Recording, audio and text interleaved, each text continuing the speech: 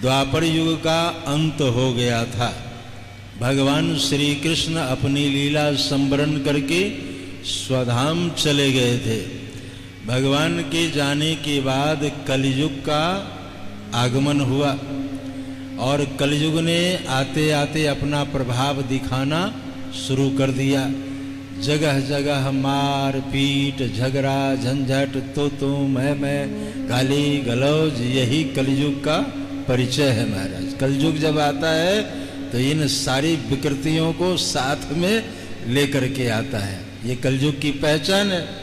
चारों तरफ झगड़ा झंझट कोलाहल, खास करके जो साधक हैं उनकी साधना आराधना में बाधा पहुंची। जो ध्यानिष्ठ महात्मा हैं उनका ध्यान भंग हुआ। खास करके महर्षि वेदव्यास जी का ध्यान उच्चाटित हुआ। लगता है कलयुग का आगमन हो गया है। अब ये कलयुगी जीव झगड़ा झंझट में ही अपना सारा जीवन बिता देंगे, छल प्रपंच करने में ही अपना सारा जीवन बिता देंगे।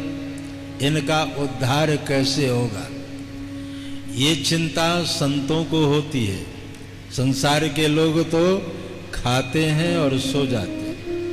कबीर कहते हैं कि सुखिया सब संसार है, जो खाए और सोए। दुखिया दास कबीर है, जो जागे और रोए। भाई संसार के लोग जो हैं वो खाते हैं और सो जाते हैं, एक दिन मर जाते हैं, उनको कोई चिंता नहीं। चिंता किसे होती है? दुखिया दास कबीर है, जो जागे और रोए। भाई कबीरदास जी क्यों रो रहे हैं, क्यों दुखी हैं? वो इसलिए रो रहे हैं कि इनका भला कैसे होगा, इनका उद्धार कैसे होगा। ये संतों की एक अपनी रहनी है, एक उनका स्वभाव है। रामायण में लिखा है, परोपकार बचन मन काया, परोपकार बचन मन काया, परोपकार बचन मन काया, परोपकार बचन मन काया। संत सहज स्वभाव खगराया, संत सहज स्वभाव खगराया, संत सहज स्वभाव खगराया, संत सहज स्वभाव खगराया। परोपकार बचन मन काया, परोपकार बचन मन काया, परोपकार बचन मन काया।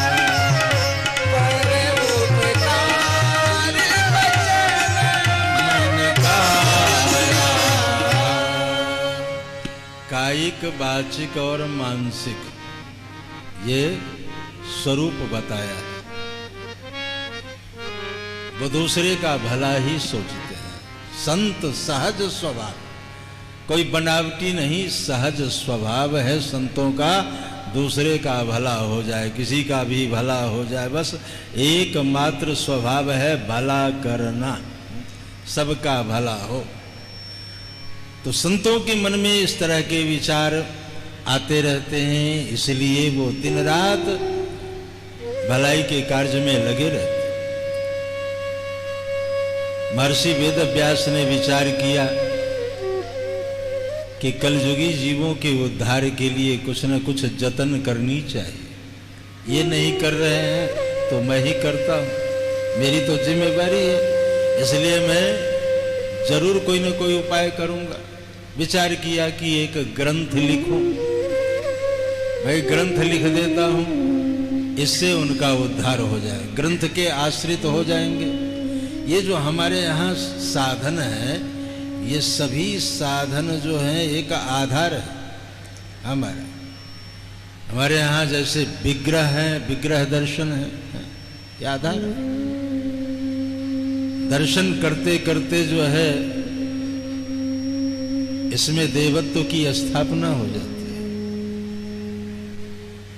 भक्ति भगवान को आने के लिए बाध्य कर देती है। हम आगे आपको सुनाएंगे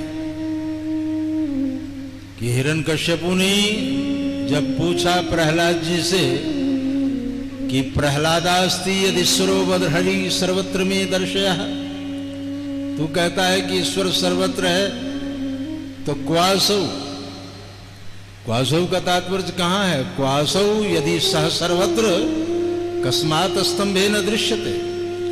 कहा अगर वो सर्वत्र है तो इस स्तंभ में क्यों नहीं दिखाई देता?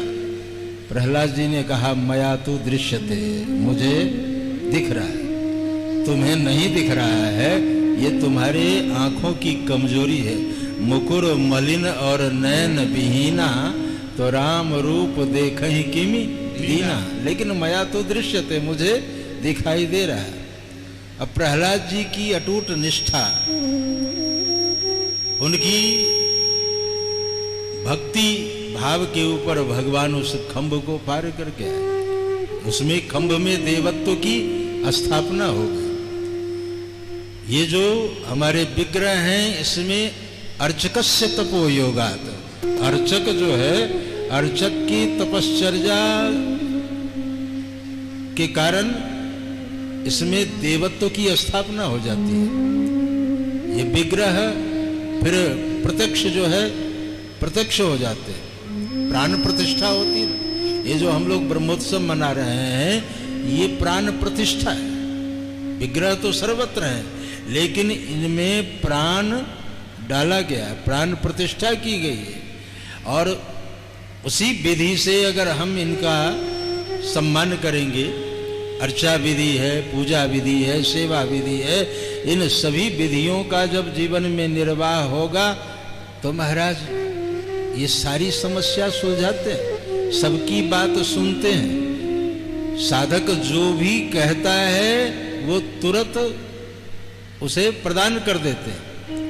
रामायण में ऐसा भी वर्णन है कि जो इच्छा करी हो मन माही, हरि प्रसाद कछु दुर्लभ न। फिर साधक अथवा भक्त जो भी इच्छा लेकर के आता है उसकी इच्छा अवश्य पूरी होती है। जो भी इच्छा लेकर के आता है, ये तो श्री धाम वृंदावन है और यहाँ सभी लोग आते हैं, भगवान सबके हैं। एक कहता है कि हमारी फैक्ट्री चल जाए तो हम कुछ ना कुछ भेंट पूजा चढ़ाएंगे, उसके पीछे पॉकेट मार है, वो कहता है इसके जेब का माल मेरे पास आ जाएगा तो कुछ चढ़ाएंगे। अब भगवान सबकी सुनते हैं, उसकी भी सुनते हैं, उसका भी काम होता है और उसका काम अगर नहीं बनता है तो फिर कहता है वृंदावन धाम है, हाथ उठा के बोलो जय जय श्री राधे, और इतने में ही कर देता है राधे राधे, तो महाराज उसका भी काम चल जाता। भगवान सबके हैं। जो इच्छा लेकर के भक्त यहाँ आता है उसकी इच्छा की पूर्ति करते हैं। भगवान अर्चा के रूप में हो, विग्रह के रूप में हो, अथवा हमारे यहाँ ग्रंथ जो हैं ये भी प्रसादी ग्रंथ है हमारे। अब जैसे स्वामी जी ने भागवत जी के स्वरूप का वर्णन किया है कि ये भगवान श्री कृष्ण का ही रूप है। चरणों की चर्चा की, जंघों की चर्चा की, कटी की चर्चा की, नाभि की चर्चा की, हृदय की चर्चा की, भुजाओं की चर्चा की और मुख की चर्चा की, ये हास्य की चर्चा की। तो ये सारी चर्चा जो है ये पूरा विग्रह के रूप में भागवत जी जो है ये भगवान का स्वरूप है। हमारे यहाँ प्रसादी ग्रंथ है। बस इन ग्रंथों के आश्रित हो जाए तो जीवन धन्य हो सकता है। विग्रह के आश्रित हो जाए, गुरु चरणों के प्रति आश्रित हो जाए, आवश्यकता है आश्रित होने की। एक बार कह देना है कि मैं आपका हूं।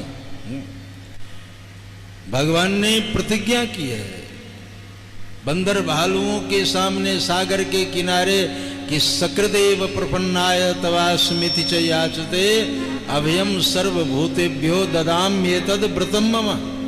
एक बार अगर कोई आकर के कह देता है कि मैं आज से तुम्हारा हूं तो अभयम सर्वभूतेभ्यो, मैं उसे अभय कर देता हूं। अभयम सर्वभूतेभ्यो ददामि, ददामि का प्रयोग है, ये नहीं कहा कि दास्यामि कालांतर में दूंगा, ऐसा नहीं, तत्काल ददामि, ददाम्येतद् व्रतम मम, ये मेरी प्रतिज्ञा है। एक बार तुम कहो तो सही कि हम तुम्हारे आश्रित हैं, हम पूर्ण रूप से समर्पित हैं।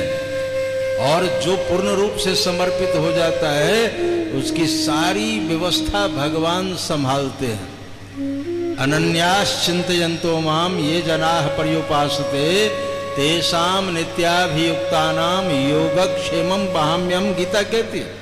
भगवान सारी जिम्मेवारी ले लेते हैं। आप ऐसे समझ लें जैसे गृहस्थाश्रम में कन्या जब तक कुंवारी है माता पिता की जिम्मेवारी है, और जिस दिन कन्या का हाथ वर के हाथ में सौंप दिया उसी दिन माता पिता मुक्त हो जाते हैं। अब जान करके फंसे रहे तो वो उनकी कमजोरी है, लेकिन उसी दिन मुक्ति मिल जाती है जिस दिन हाथ किसी के हाथ में सौंप दिया। बोलिए भक्तवत्सल भगवान की जय। हम लोगों के बीच पूज्य स्वामी तिलदा पीठाधीश्वर अनंत श्री विभूषित श्रीमद जगत गुरु रामानुजाचार्य श्री स्वामी घनश्यामाचार्य जी महाराज कृपा करके पधारे हैं। हमारे आचार्य ऋषि कुमार उनका बहुमान करेंगे और आप सभी 2 मिनट कीर्तन करेंगे। दीनों के तुम ही दयाल हो, भज राधे गोविंदा। दीनों के तुम ही दयाल हो, भज राधे गोविंदा। दीनों के तुम ही दयाल हो, भज राधे गोविंदा।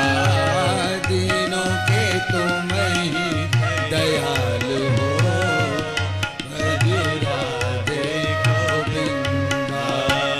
राधे गोविंदा भज राधे गोविंदा। राधे गोविंदा भज राधे गोविंदा। राधे गोविंदा भज वृंदावन चंदा।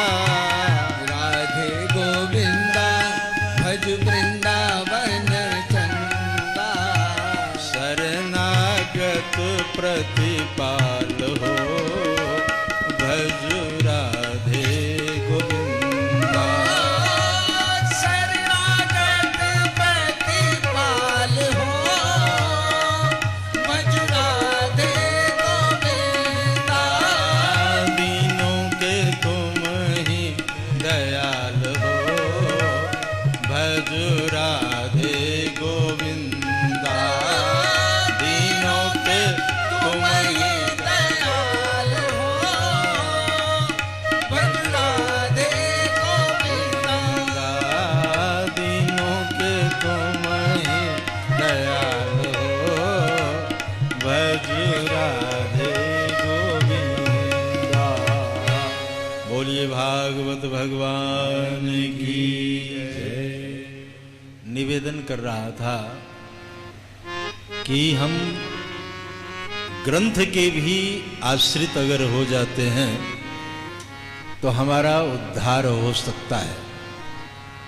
महर्षि वेदव्यास के मन में ये विचार आया कि कलयुगी जीवों के लिए एक आधार दे दूं, एक ग्रंथ की रचना करूं।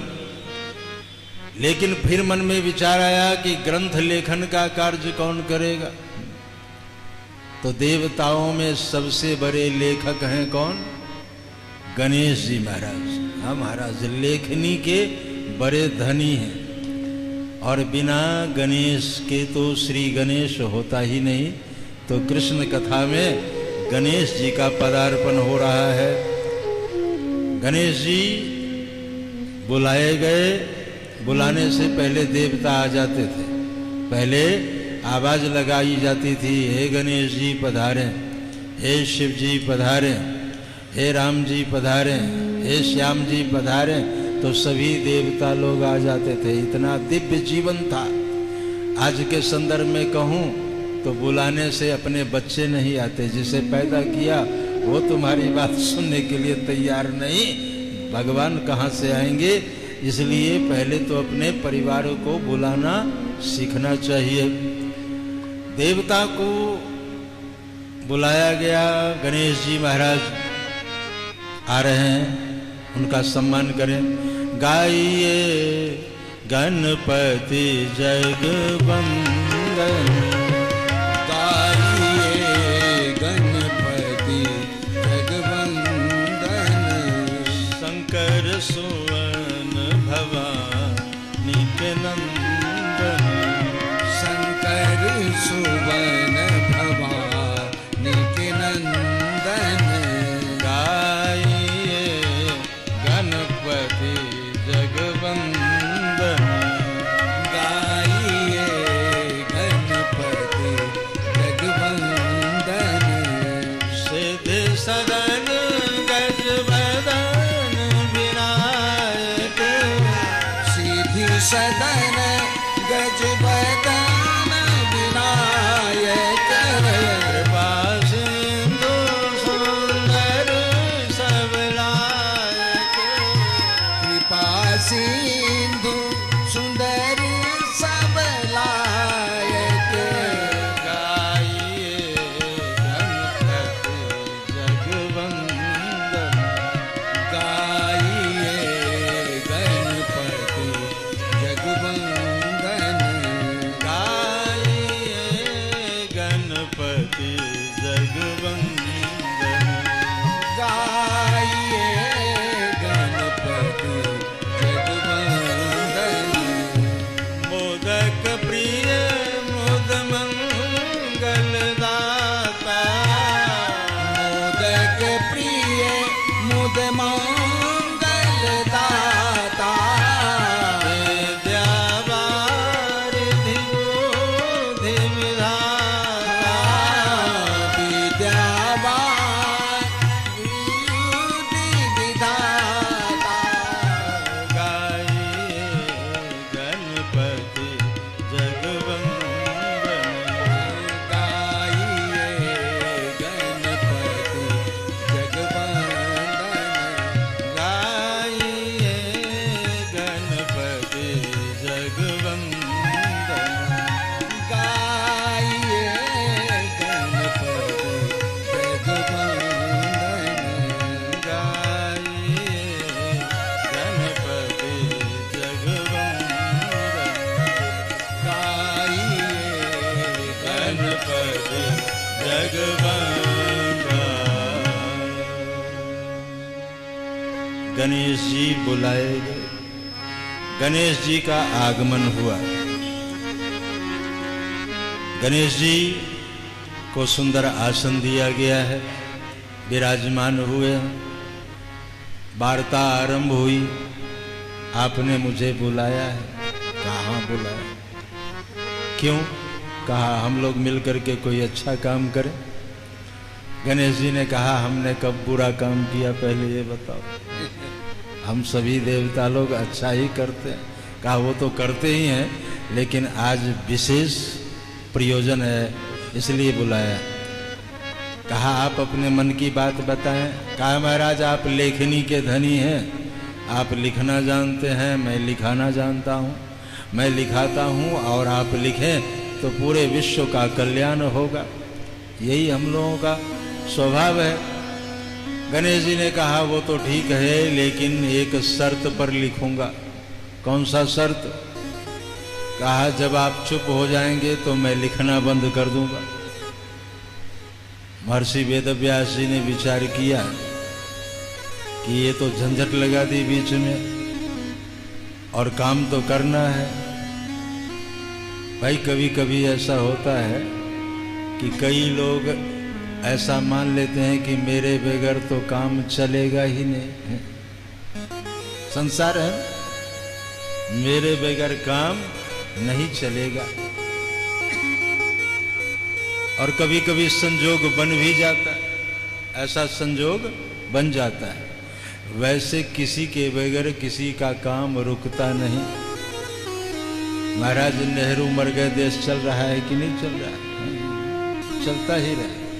मेरे कहने का तात्पर्य ये है कि कोई काम रुकता नहीं है।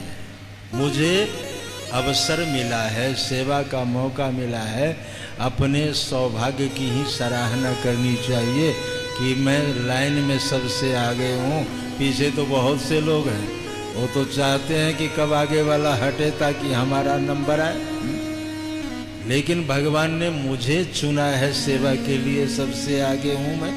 ये भगवान की बड़ी कृपा है। हर पल अनुभव करने की आवश्यकता है।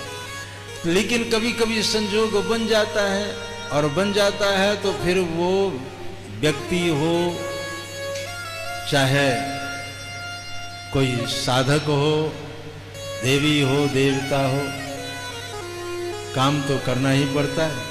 महर्षि वेदव्यास ने देखा कि और कोई लेखक तो है नहीं, लिखाना तो इनसे है, तो इनकी शर्त तो माननी होगी। व्यास जी ने कहा मुझे आपका शर्त मंजूर है, लेकिन एक निवेदन है। निवेदन ये है कि आपको भी मेरी बात माननी होगी। कहा बताएं? कहा मैं जो कुछ लिखा हूं उसे सोच समझ करके लिखना, क्योंकि धारा प्रवाह बोलने में हो सकता है कहीं हर्ष छूट जाए, कहीं दीर्घ छूट जाए, हर्ष की जगह दीर्घ का प्रयोग हो जाए, ईकार से अर्थ बदल जाता है, उकार से अर्थ बदल जाता है, अनुसार विसर्ग से अर्थ बदल जाता है। तो कहीं हम धारा प्रवाह में बोल गए और आपने वही लिख दिया तो बात बिगड़ जाएगी। इसलिए सोच समझ करके लिखना। गणेश जी ने भी हामी भर दी कि ठीक है, मुझे स्वीकार। लेकिन इतनी तीव्र गति से लेखनी चलती थी, व्यास जी ने देखा कि ये तो मुझे थका देंगे, तो अब क्या करें? ऐसा गूढ़ श्लोक उठा करके रख दे कि उसमें गणेश जी की बुद्धि घूमने लग जाए। है तो बहुत, एक प्रस्तुत करता हूँ।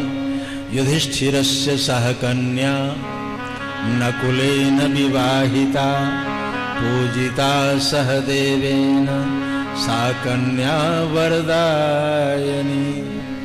अब शाब्दिक अर्थ महात्मा लोग कहते हैं, विद्वान लोग कहते हैं कि युधिष्ठिरस्य सह कन्या, युधिष्ठिर की वह कन्या। शाब्दिक अर्थ तो ये, युधिष्ठिर की वह कन्या नकुलेन विवाहिता, नकुल के साथ ब्याही गई। पूजिता सहदेवेन, सहदेव ने पूजा की। सा कन्या वरदायनी, वो वर देने वाली हुई। गणेश जी अपना सिर खुजाने लगे तो पापनी हुई, ये वर देने वाली कैसे हुई? तो एक एक शब्द को खंड किया है। हमारे यहाँ कई संयुक्ताक्षर होते हैं, जैसे युधिष्ठिर, युधिष्ठिर का संधि विच्छेद करना हो तो युद्ध धन स्थिर। अब इसमें थ है, उसको ठ हो जाए। हमारे यहाँ कहीं त को द हो जाता है, श को छ हो जाता है। महाराज ये तो व्याकरण का सूत्र है और गुरुजी महाराज विराजमान है महाराज, तो ये तो एक गहन विषय है, अलग विषय है। तो युधिष्ठिर, वो ठ कैसे हुआ है वो तो गुरुजी बताएंगे। युधिष्ठिरस्य सह कन्या, यहाँ से अर्थ युद्ध धन स्थिर, युद्ध में स्थिर रहने वाला, अर्थात पर्वतराज हिमालय, यहाँ से अर्थ लगा। युधिष्ठिरस्य सह कन्या, पर्वतराज हिमालय की वह कन्या कौन? पार्वती। नकुलेन, नकुलेन का तात्पर्य न कोई कुल हो न परिवार, जिनके न कोई कुल न परिवार, अर्थात शिवजी के साथ ब्याही गई। नकुलेन विवाहिता पूजिता सह देवेन, सह माने सभी, देवेन का तात्पर्य देवता, सभी देवताओं ने पूजा की। रामायण में लिखा है जय जय गिरिवर राज किशोरी, जय जय गिरिवर राज किशोरी, जय महेश मुख चंद्र चकोरी, जय महेश मुख चंद चकोरी, जय गज बदन खरानन माता, जय गज बदन खड़ानन माता, जगत जननी दामिनी दुति गाता, जगत जननी दामिनी दुति गाता, जय जय गिरिवर राज किशोरी, जय जय गिरिवर, जय जय गिरिवर, जय जय गिरिवर राज किशोरी। सा कन्या वरदायिनी, वो कन्या वर देने वाली हुई।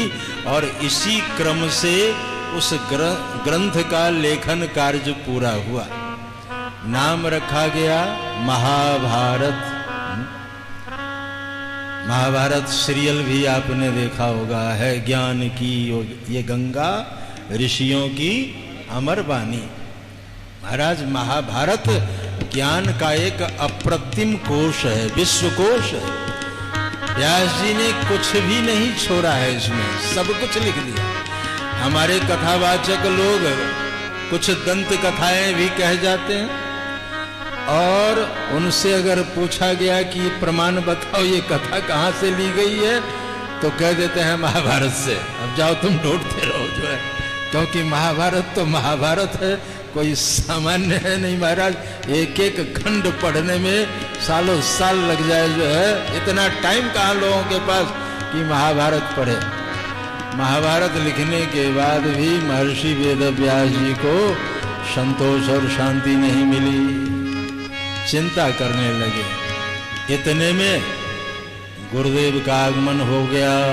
श्रीमन नारायण नारायण नारायण, श्रीमन नारायण नारायण नारायण, श्रीमन नारायण नारायण नारायण, श्रीमन नारायण नारायण नारायण, बद्री नारायण नारायण नारायण, बद्री नारायण नारायण नारायण, लक्ष्मी नारायण नारायण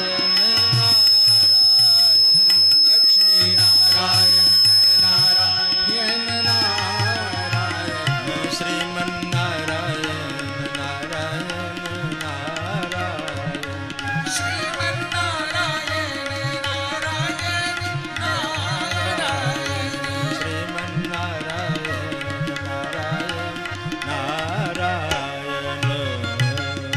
बोलिए लक्ष्मी नारायण भगवान की जय। नारायण नारायण करते हुए नारद जी पधारे। नारद जी को समझना होगा महाराज, ऐसा संत नहीं हुआ आज तक, नारद जैसा संत। नारद जी जब भी आते हैं ये नाम संकीर्तन करते रहते हैं। इस मंत्र में 4 अक्षर है, नारायण। महाराज इस नारायण मंत्र का इतना अधिक महत्व है। हमारे वेदांत देशिक स्वामी जी ने बहुत सुंदर बात कही है। आर्ता विषन्ना शिथिलाश्च भीता घोरेषु च व्याधिषु वर्तमाना संकीर्त्य नारायण शब्द मात्रम विमुक्त दुखा सुखिनो भवन्तु। कहा आर्ता अवस्था में हो, संकट में पड़ा हुआ हो, कभी किसी के सामने संकट आ जाए, नारायण नारायण नारायण करने से संकट का निवारण हो जाता है। आर्ता विषन्ना शिथिलाश भीता, कोई भयभीत तो हो गया हो, भाई जंगल में जा रहा हो, जंगल का मार्ग हो, चारों तरफ हिंसक जीव जो हैं गर्जना कर रहे हैं, ऐसे समय में भयभीत होना स्वाभाविक है। और एक बार अगर भय समा जाए तो फिर यात्रा जो है उसमें कई तरह की रुकावटें आ जाती है। तो ऐसे समय में भी अगर भगवान को बुलाया जाए भयभीत अवस्था में, आगे हम सुनाएंगे अष्टम स्कंद में जब गजेंद्र कहेगा भीतम प्रपन्नम, महाराज मैं भयभीत हो गया, मुझे भय हो रहा है कि मृत्यु का भय। भय के कई रूप हो सकते हैं। मृत्यु सबको भयभीत करती है। ऐसे समय में जब भय हो जाए तो भयभीत अवस्था में नारायण नारायण नारायण संकृत्य नारायण शब्द मात्रम विमुक्त दुखा। शास्त्र कहते हैं कि दुख से छुटकारा मिल जाता है, दुख का निवारण हो जाता है अगर हम नारायण नाम का संकीर्तन करते हैं। बड़ा अद्भुत मंत्र है ये। नारायण नारायण करते हुए श्री नारद जी पधारे। नारद जी को सुंदर आसन दिया है, वार्ता आरंभ हुई है। व्यास जी ने कहा आजकल मैं कुछ उदास चल रहा। कहा मुझे आपकी उदासीनता का कारण मालूम, हम जानते हैं क्योंकि त्रिकालज्ञ हैं। तुम त्रिकालदर्शी मुनि नाथा, तुम त्रिकालदर्शी, तो त्रिकालदर्शी हैं, त्रिकालज्ञ हैं ये महात्मा नारद जी। तो नारद जी ने कहा मैं जानता हूं आपकी उदासीनता का कारण जानता हूं। आप इसीलिए उदास हैं कि आपने लोक हित में कार्य किया है।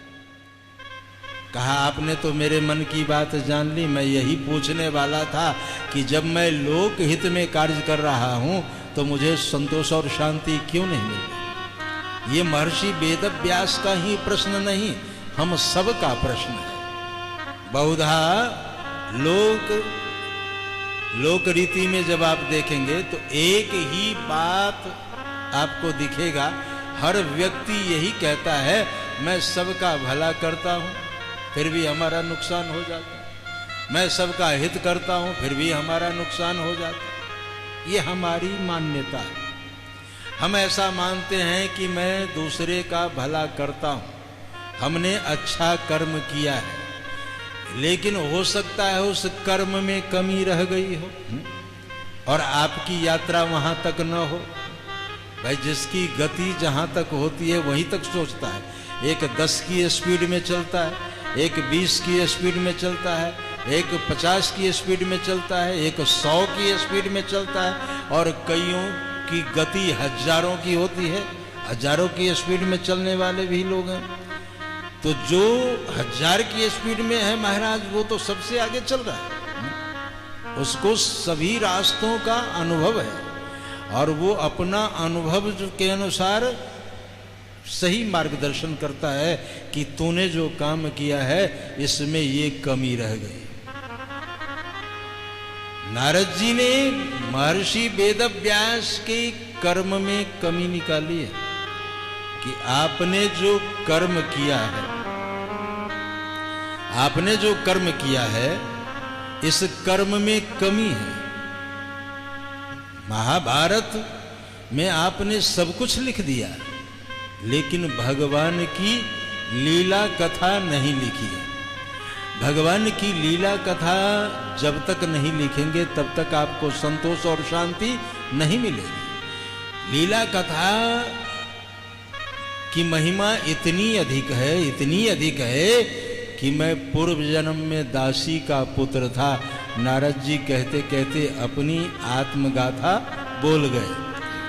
बड़ी सुंदर बात कहते हैं, अहम पुरातीत भवे भवम मुने दास्यास्तु कस्याश्चन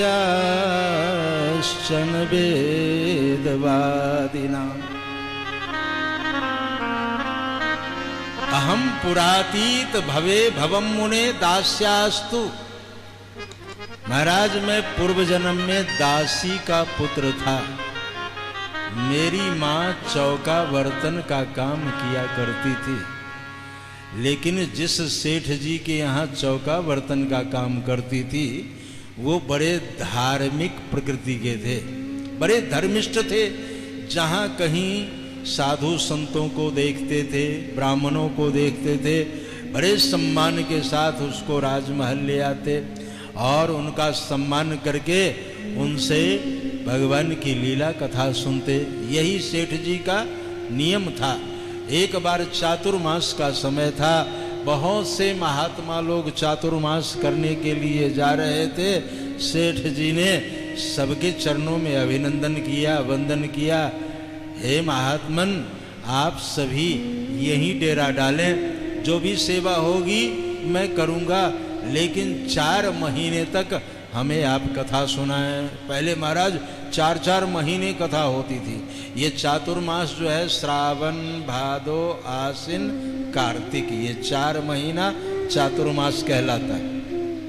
आज भी हमारे महात्मा लोग चातुर्मास का व्रत करते हैं। कार्तिक मास पुनीत है तो यज्ञ यागादि करके फिर वहाँ से अपना डेरा डंडा उठाते हैं।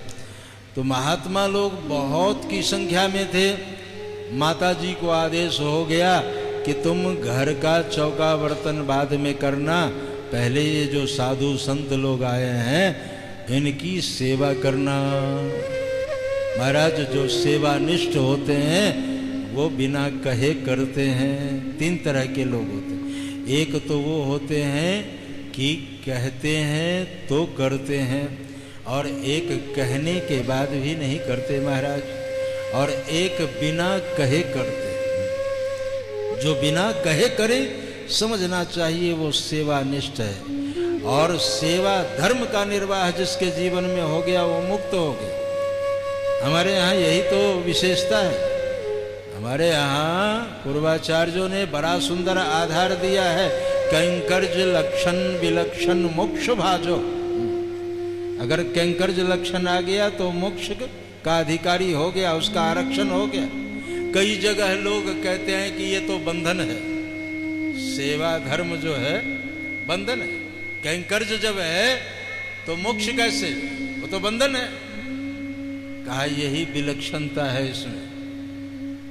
इस परंपरा में श्री वैष्णवों में कैंकर्ज लक्षण विलक्षण मोक्ष भाजो, यही विलक्षणता है कि सेवा करते करते, और सेवा जो पूर्वाचार्यों ने किया है। हमारे पूज्य स्वामी आलवंदार स्वामी जो है आज 4 बजे से ही आलवंदार का पाठ कर रहे हैं। दास सुन रहा था और उसमें आलवंदार में एक बहुत, वैसे तो कोई भी श्लोक कम नहीं है, लेकिन एक में सेवा धर्म का इतना सुंदर निरूपण किया गया है। निवास सैया सन पादुकांश को उपधान वर्षा तप वारुणादिवि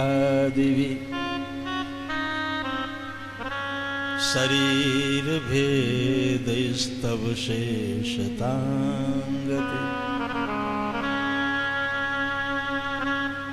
महाराज क्या बढ़िया सेवा धर्म है। निवास सैया, ये जो लक्ष्मण जी है ना बगल में, ये शेषनाग है। चारों युग में 2 देवता ऐसे हैं जो चारों युग में, एक हनुमान जी चारों युग प्रताप तुम्हारा, और दूसरे हमारे आचार्य श्री। सतयुग में शेषनाग, त्रेता में लक्ष्मण जी, द्वापर में बलराम जी, और कलयुग में भगवान रामानुजाचार्य के रूप में बोलिए भाष्यकार भगवान की। ये जो शक्ति पाई ये सिर्फ सेवा से। और कैसी सेवा की है? निवास शैया। भगवान को सोने की इच्छा होती है तो सैया बन जाते हैं। शांताकारम भुजग शयनम आपने पढ़ा होगा। भुजग के ऊपर ही शयन कर, शांताकारम भुजग शयन। तो निवास शय्या, शय्या बन जाते, निवास शय्यासन, आसन बैठने की इच्छा हुई तो सिंहासन बन जाते हैं। अपने पूंछ को घुमा करके जो है सिंहासन बना देते हैं। अब सिंहासन में तो छत्र लगा होता है, तो हजारों फणों को आगे यूं कर दे, छत्र का काम। निवास शय्यासन पादुकांश को उपधान, उपधान कहते हैं तकिया को, ये जो पीछे लगाया जाता है।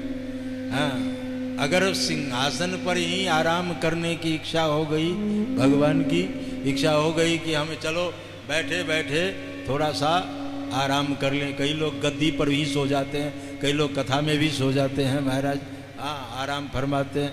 तो अब सिंहासन पर ही अगर आराम करनी हो तो तकिया कहाँ से लाए? तो ये जो ये है ना आगे झुका हुआ, इसको यूं कर देते हैं उपधान, ये जो है उपधान बन जाता है। उपधान वर्षा तप वारुणादि शरीर भेद स्तव शेषतांग यथोचिते शेष इति ऋते। महाराज तो ये अपने शरीर को कई भागों में घुमा फिरा करके, आज तो सेवा करें चाहे न करे, उसकी टांगे पहले दर्द होती है कि स्वामी ही आकर के दबाए जो है। हाँ, सेवक सिर्फ नाम के सेवक होते हैं। हाँ भाई, मुझे तो आज तक कोई सेवक नहीं मिला। क्यों? क्योंकि दास स्वयं सेवक है। हम तो स्वयं सेवक हैं, इसलिए कहाँ से सेवक मिले? अपनी तो सेवा अहर्निशम सेवा में दिन रात सेवा होती रहती, चलते रहते। ऐसा सेवक महाराज दिन रात जो है सेवा में लगे रहे, अहर्निशम सेवा में, क्योंकि ये बड़ा कठिन धर्म है, बहुत कठिन धर्म है। रामायण में लिखा है, आगम निगम प्रसिद्ध पुराना, प्रसिद्ध पुराना, आगम निगम प्रसिद्ध पुराना, आगम निगम प्रसिद्ध पुराना, सेवा धर्म कठिन जग जाना, सेवा धर्म कठिन जग जाना, सेवा धर्म कठिन जग जाना, सेवा धर्म कठिन जग जाना। सीताराम राम राम, सीताराम राम राम, सीताराम राम राम, सीताराम राम राम, राम राम राम, सीताराम राम राम, सीताराम राम राम, सीताराम राम राम। तो कंकर जलक्षण विलक्षण मोक्ष भागी, बरभागी लोग हैं जो इस धर्म का निर्वाह करते, संतों की सेवा, भगवत भागवतों की सेवा, अपने आप बहुत सबसे अधिक जो है महाराज। कभी कभी मैं पूर्वाचार्यों के भावों को देखता हूं तो आगे बढ़ने की हिम्मत नहीं होती है? महाराज क्या समर्पण है, समर्पण की पराकाष्ठा।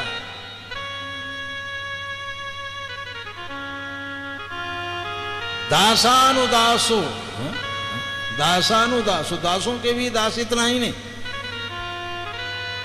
मुझे तो इसके आगे कुछ दिखाई नहीं देता महाराज। इतनी सुंदर बात कह दी है पूर्वाचार्यों ने, ये समर्पण की पराकाष्ठा है। तब दास सुखैक संगीना,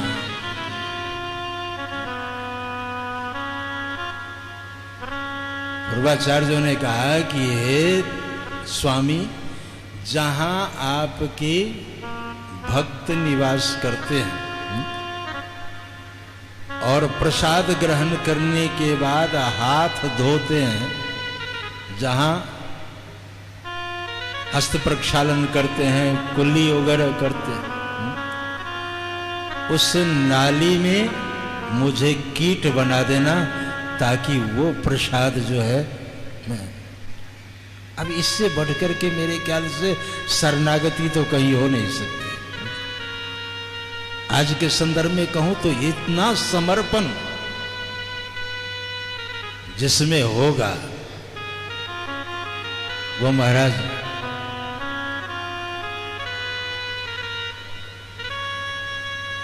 पूर्वाचार्यों की कृपा से ही संभव है, अन्यथा नहीं। ऐसे ऐसे जो है समाश्रित लोग हैं, ऐसे ऐसे कैंकर्ज लक्षण विलक्षण लोग हैं महाराज, ऐसे ऐसे सेवानिष्ठ संतों की सेवा। नारद जी ने बड़ी सुंदर बात कह दी कि मेरी माता जी को आदेश हो गया कि घर का चौका बर्तन बाद में करना, पहले संतों की सेवा करना, उनके यहाँ जाकर के झाड़ू बुहारू लगा देना, उनके बर्तनों को जो है प्रसाद बनाने वाला बर्तन जो है उन बर्तनों को साफ कर देना, इस सेवा में लगी रहना। माता जी मुझे सत्संग में बिठा देती और सेवा कार्य में लग जाती। सत्संग की बातें समझ में नहीं आती थी, लेकिन एक दिन संतों का आशीर्वाद मिल गया, संतों ने कृपा की। संत प्रसाद ग्रहण कर रहे थे, उसी समय मां को ढूंढते हुए वहां पहुंचा तो एक संत की दृष्टि पड़ी, इशारा किया इधर आओ। मैं मां की ओर देखा, मां ने भी हरी झंडी दे दी, कहा कि ठीक है बुला रहे हैं महाराज तो जाओ। और महाराज ने अपनी थाली घिसका दी, कहा खाओ। फिर मां की ओर देखा, मां ने कहा प्रसाद है बेटे खा लो। और प्रसाद खाते ही एक चमत्कार हो गया। श्री नारद जी कहते हैं उच्छिष्टले पानन मोदितो दुजै सकृत्स्म भुंजे तदपास्त किल्बिषः एवं प्रवृत्तस्य विशुद्ध चेतस तद्धर्म एवात्मरुचि प्रजायते। कहा उच्छिष्ट लेपान अनुमोदितो दुजै सकृत्स्म भुंजे तदपास्त किल्बिषः। किल्बिष कहते हैं विकार को। मेरे भीतर जितने विकार थे वो प्रसाद पाते ही सभी विकार नष्ट हो गए। इसलिए रोज चरणामृत प्रसाद लेना चाहिए।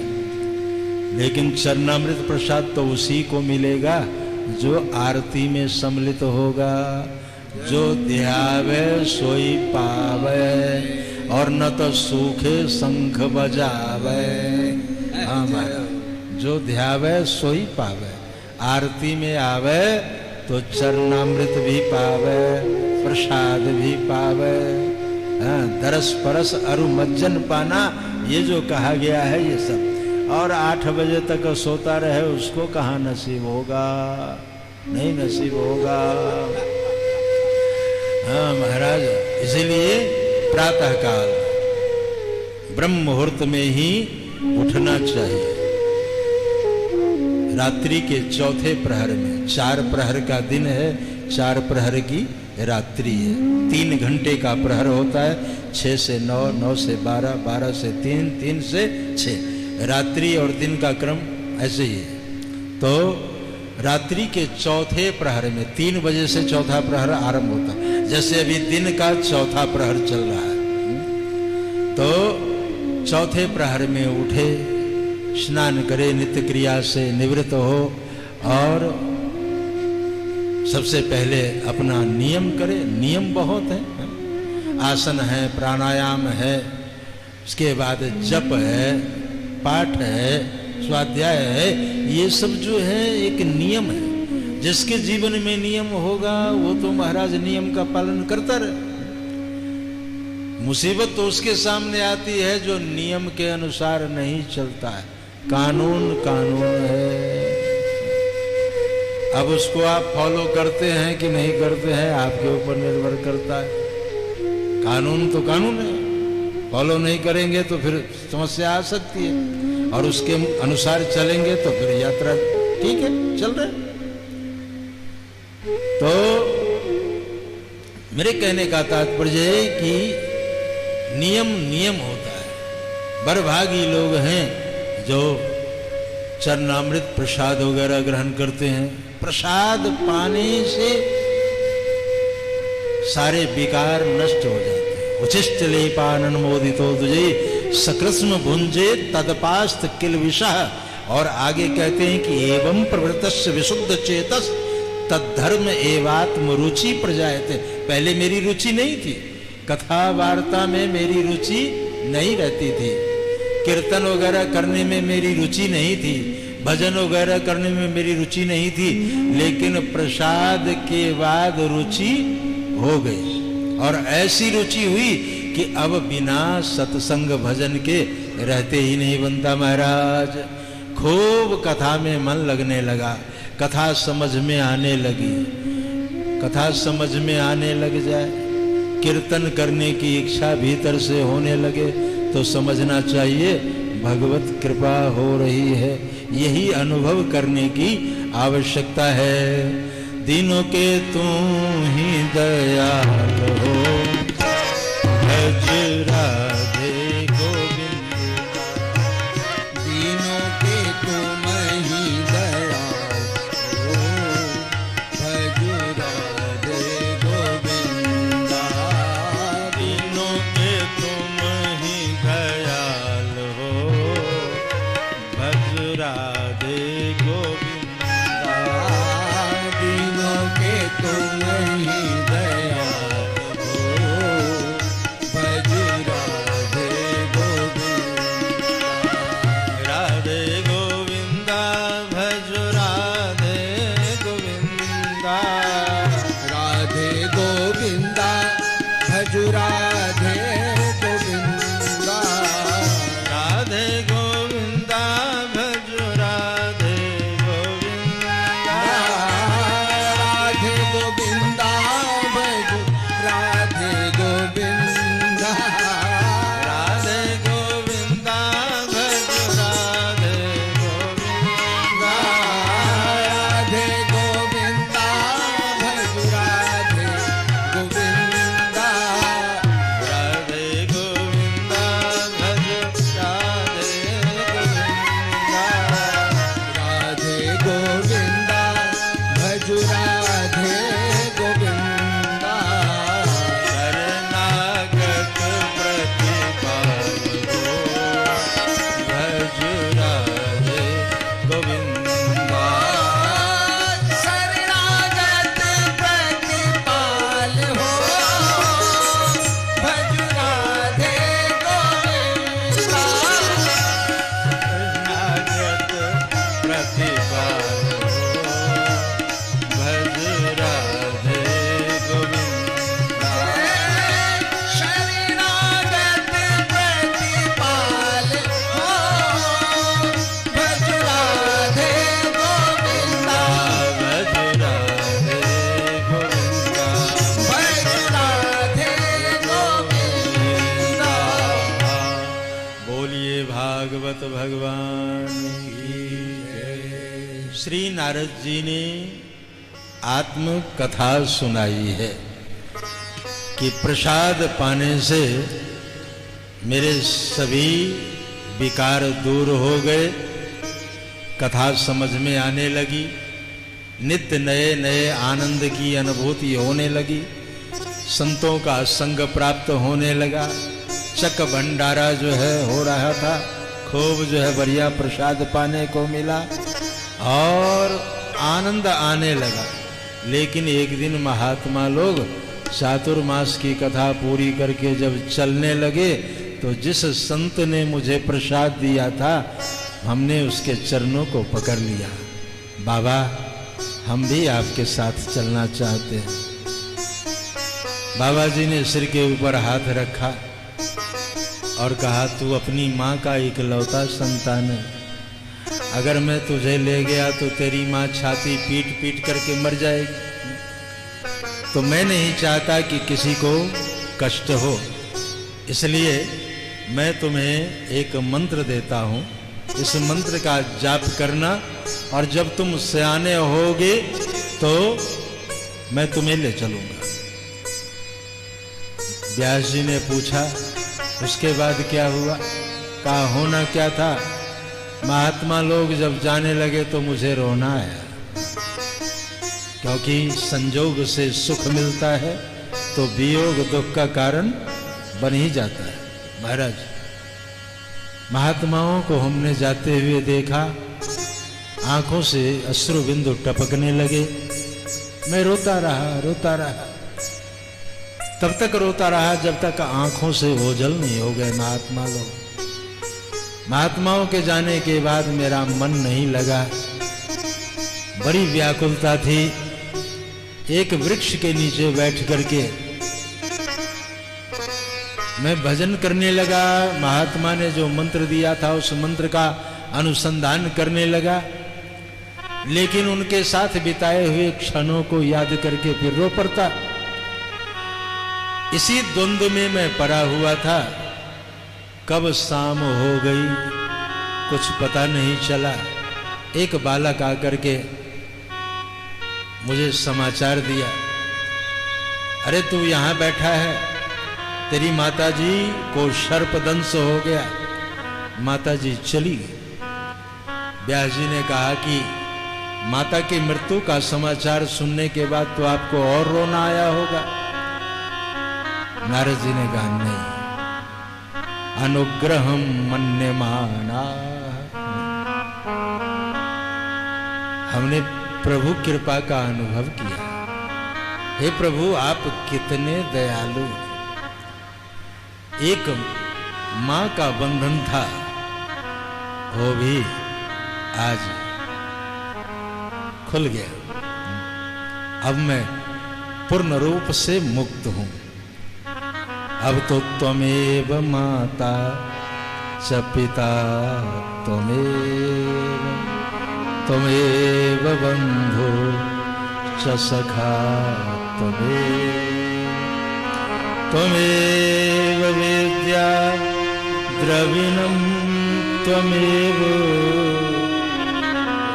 त्वमेव सर्वं मम देव।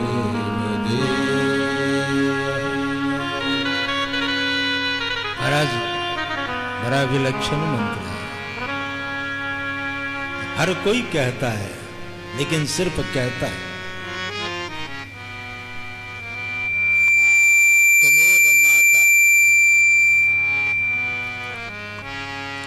तुमेव माता च पिता तुमेव, आप मेरे माता हो, पिता हो, बंधु हो, सखा हो, एक एक करके कहां तक गिनाऊं। मेरे तेरे नाते अनेक मानिए जो भावे। बहुत से संबंध है। गीता में भी भगवान ने कहा पितेव पुत्रस्य सखेव सख्यो प्रिय प्रियाया। क्या सब संबंध जो है गिनाया, जो भी संबंध, लेकिन संबंध होना चाहिए भगवान से।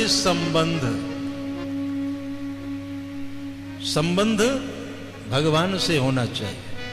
संसार में संबंध नहीं होता, संसार में बंधन, ये दो शब्द है। एक जगह बंधन है, एक जगह संबंध है। बंधन के टूटने की भी संभावना बनी रहती है। बंधन बंधता भी है, टूट भी जाता है, लेकिन संबंध कभी नहीं टूटता महाराज। संबंध तो संबंध है। भगवान से संबंध बनाने की चेष्टा करनी चाहिए। नारद जी ने कहा कि मैंने सारे संबंध जो है, तुमेव सर्वम मम देव देवा, भगवान को ही सब कुछ माना। आपने कितनी कृपा की। और प्रातिष्ठम दिश उत्तराम, उत्तर दिशा की ओर चल पड़ा। खेट खरबट बाटिश्च बनान्य उप बनानी। बड़ा विकट मार्ग था, चलते चलते प्यास लगी, एक छोटी सी बावली देखी, उसमें जलपान किया, एक पीपल वृक्ष के नीचे बैठ करके और जैसे मंत्र का अनुसंधान किया, भगवत कृपा, भगवान की कृपा हो गई और भगवान ने बड़ा ही दिव्य दर्शन कराया हृदय में। अब मैं, मेरी प्रकृति अंतर्मुखी हो, अंतर्मुखी वृत्ति हो गई। अब बाहर तो देखना नहीं, भीतर ही देख रहा था। इतने में वो अंतर ध्यान हो गया, भगवान ने उस स्वरूप को अंतर ध्यान कर दिया, तो मैं व्याकुल हो गया। आकाशवाणी हुई, हंतास्मिन् जन्मनि भवान मामाम द्रष्टुम यारति अविपक्व कषाया नाम दुर्दर्शो हमको योगी नाम। ए बालक, इस जन्म में तुम्हें इतना ही दर्शन प्राप्त होना था। अगर तू मेरी सन्निधि चाहता है, तू मेरे निकट रहना चाहता है, भगवान के निकट रहना ये सामान्य कर्मों का फल नहीं है महाराज, एक दो जन्मों का फल नहीं है, अनंत जन्मों का फल है कि भगवान के निकट हम रहे। भगवान के सबसे निकट कौन होता है? पुजारी। अगर भगवान की सेवा करे तो पुजारी, और नहीं तो पूजा या अरि पुजारी। हमारा पुजारी की निष्ठा होती है, जितना अधिक सेवानिष्ठ होगा उसका उत्थान उतना ही अधिक होगा। भगवान के निकट रहने मात्र से ही सफलता नहीं मिलती। गंगा जी में मेढक भी रहता है, मछली भी रहती है, उसका उद्धार नहीं होता। क्यों? क्योंकि वो गंगा जी के महत्व को नहीं समझता। श्री ठाकुर जी के चरणों में रह जाना ये सरल बात है, सहज है, लेकिन ठाकुर जी को समझना ये बड़ी ऊंची बात है। जिस दिन गुरु और गोविंद समझ में आ जाए, उसी दिन से जीवन में धन्यता का बोध होने लग जाता है, संतोष शांति मिलने लग जाती है महाराज। तो अगर मेरी सन्निधि चाहता है तो इस शरीर का त्याग करो। फिर व्यास जी ने पूछा, आपने क्या किया? कहा, कालम प्रतीक्षण विमदो विमत्सरः। हमने मृत्यु की प्रतीक्षा की। मौत की प्रतीक्षा कोई नहीं करता। नारद जी ने कहा है, कालो प्रतीक्षण विमदो कैसे? अभी तो बोला, मैं मृत्यु की प्रतीक्षा करनी। कालम प्रतीक्षण विमदो विमत्सरः, मृत्यु की प्रतीक्षा की। और एक दिन मृत्यु आई। ब्रह्मा जी सृष्टि समेट रहे थे, उसी सृष्टि में सूक्ष्म रूप धारण करके प्रविष्ट कर गया। कालांतर में जब फिर सृष्टि का श्री गणेश हुआ, तो उसमें मरीचि, अंगिरा, पुलस्त, पुलह, कर्तु, भृगु, वशिष्ठ, दक्ष, दसमस तत्र नारदः। ये 10वां स्थान हमारा। ये जो आप बीना देख रहे हैं, ये हमने बाजार से नहीं खरीदी। देव दत्ताम इमाम बीनाम सर्वब्रह्म विभूषिता, ये भगवान ने कृपा करके बीना दी है। सबको नहीं देते। किसी को गीत देता हूं, किसी को साज देता हूं, बहुत खुश हो गया जिस पर उसे सब राज देता हूं। लुटाने को नहीं होता कभी मेरे पास जब कुछ भी, किसी सोई हुई आवाज को आवाज देता हूं, किसी को गीत देता हूं, किसी को साज देता हूं। भगवान जिसके ऊपर कृपा करते हैं, किसी को गीत देते हैं, किसी को साज देते हैं। ये बीना दिया है और कहा, जब तुम्हारी इच्छा हो इसे बजाना और मुझे बुलाना। हमारे ये साज जो हैं, ये सहयोगी हैं। भगवान को बुलाने में इनका भी बड़ा सहयोग है। और खास करके तार वाद्य जो है, तार यंत्र जो है, तार वाला, चाहे सितार हो, तानपुरा हो, दिलरुबा हो, सौरंगी हो, इसराज हो, वायलिन, ये सब जो तार वाद्य है हमारे, ये तार का मतलब तार जोड़ना।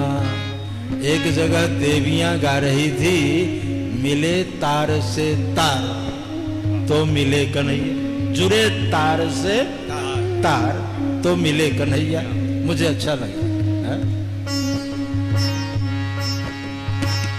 महाराज, ये एक बड़ी प्रसिद्ध पंक्ति है, मन वीणा की तार है टूटी टूटी, क्या गीत सुनाऊं, कैसे राग सुनाऊं या कैसे, अब तार टूट गया तो कैसे राग सुनाऊं, अब क्या गीत सुनाऊं, अब क्या गीत सुनाऊं। तो ये है महाराज, ये बीना बजाना, मैं वहीं आ जाऊंगा। और नारद जी से भगवान ने कहा है कि मद्भक्ता यत्र गायन्ति तत्र तिष्ठामि नारद है, जहां मुझे पुकारते हैं भक्त, मैं वहीं पहुंच जाता हूं। हम बुलाते नहीं, फिर कहते भगवान आते नहीं। हाँ महाराज, क्यों वे कहते हो घनश्याम आते नहीं, सच्चे मन से उन्हें तुम बुलाते नहीं। कहते हो भगवान आते नहीं, सच्चे मन से उन्हें तुम बुलाते नहीं।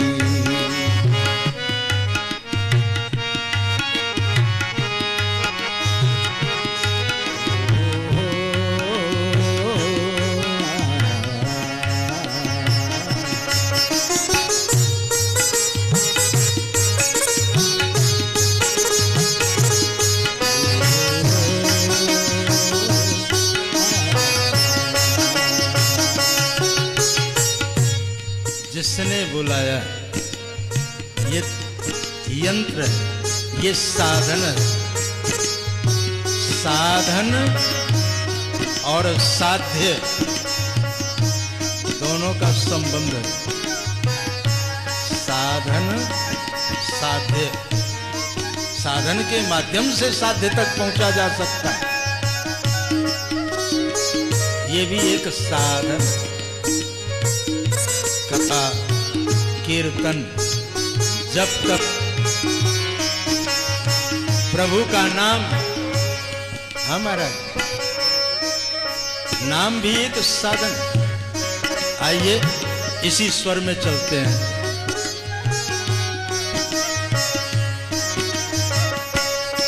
क्या पता फिर कभी यह सफर पाएगा, नाम ले ले प्रभु का तू तर जाएगा। क्या पता फिर कभी ये सफर पाएगा, नाम ले ले प्रभु का तू तर जाएगा। राह में गर तुम्हें कोई कांटे मिले, नाम लेके प्रभु का बढ़ाना कदम। राह में अगर तुम्हें कोई कांटे मिले, नाम लेकर प्रभु का बढ़ाना कदम। तेरी मंजिल आसान हो जाएगी, नाम लेके प्रभु का बढ़ाना कदम। तेरी मंजिल आसान हो जाएगी, नाम लेकर प्रभु का बढ़ाना कदम। एक दिन तो प्रभु का डगर पाएगा, नाम ले ले प्रभु का तो तर जाएगा। एक दिन तो प्रभु का डगर पाएगा, नाम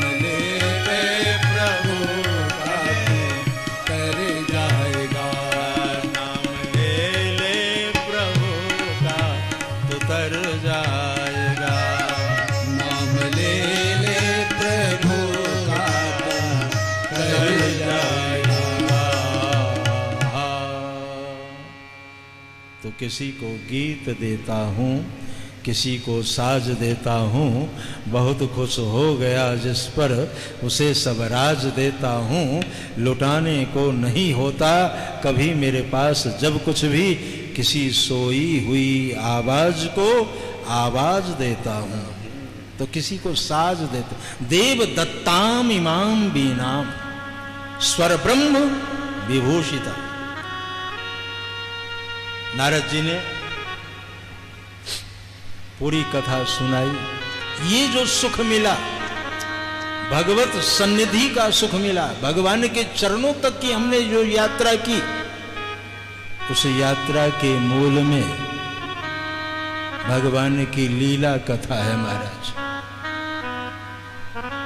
आपको इसीलिए शांति नहीं मिल रही है कि महाभारत तो लिख दिया, लेकिन उसमें भगवान की लीला कथा नहीं लिखी। मेरे विचार से लीला कथा लिखें तो आपको सुख मिलेगा। नारद जी कह करके चले गए, और नारद जी की प्रेरणा से फिर महर्षि वेदव्यास ने भगवान की लीला कथा से संबंधित ग्रंथ की रचना की।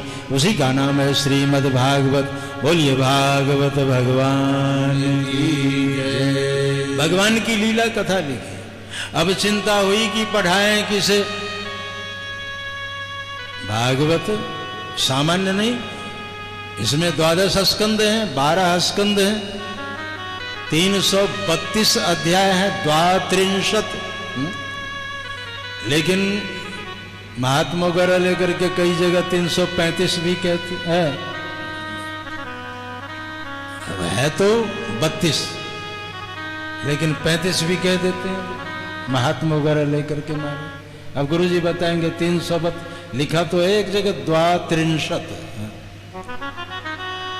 तो इससे तो सिद्ध होता है कि 332 अध्याय, 18,000 श्लोक हैं, और 7 दिन में ही सुनना है। यही जो सबसे बड़ी समस्या। महाराज पढ़ेगा कौन? तो अपने पुत्र को पाया, लेकिन पुत्र भी सामान्य नहीं, वो निर्गुणिया। बोलिए सुखदेव जी महाराज की।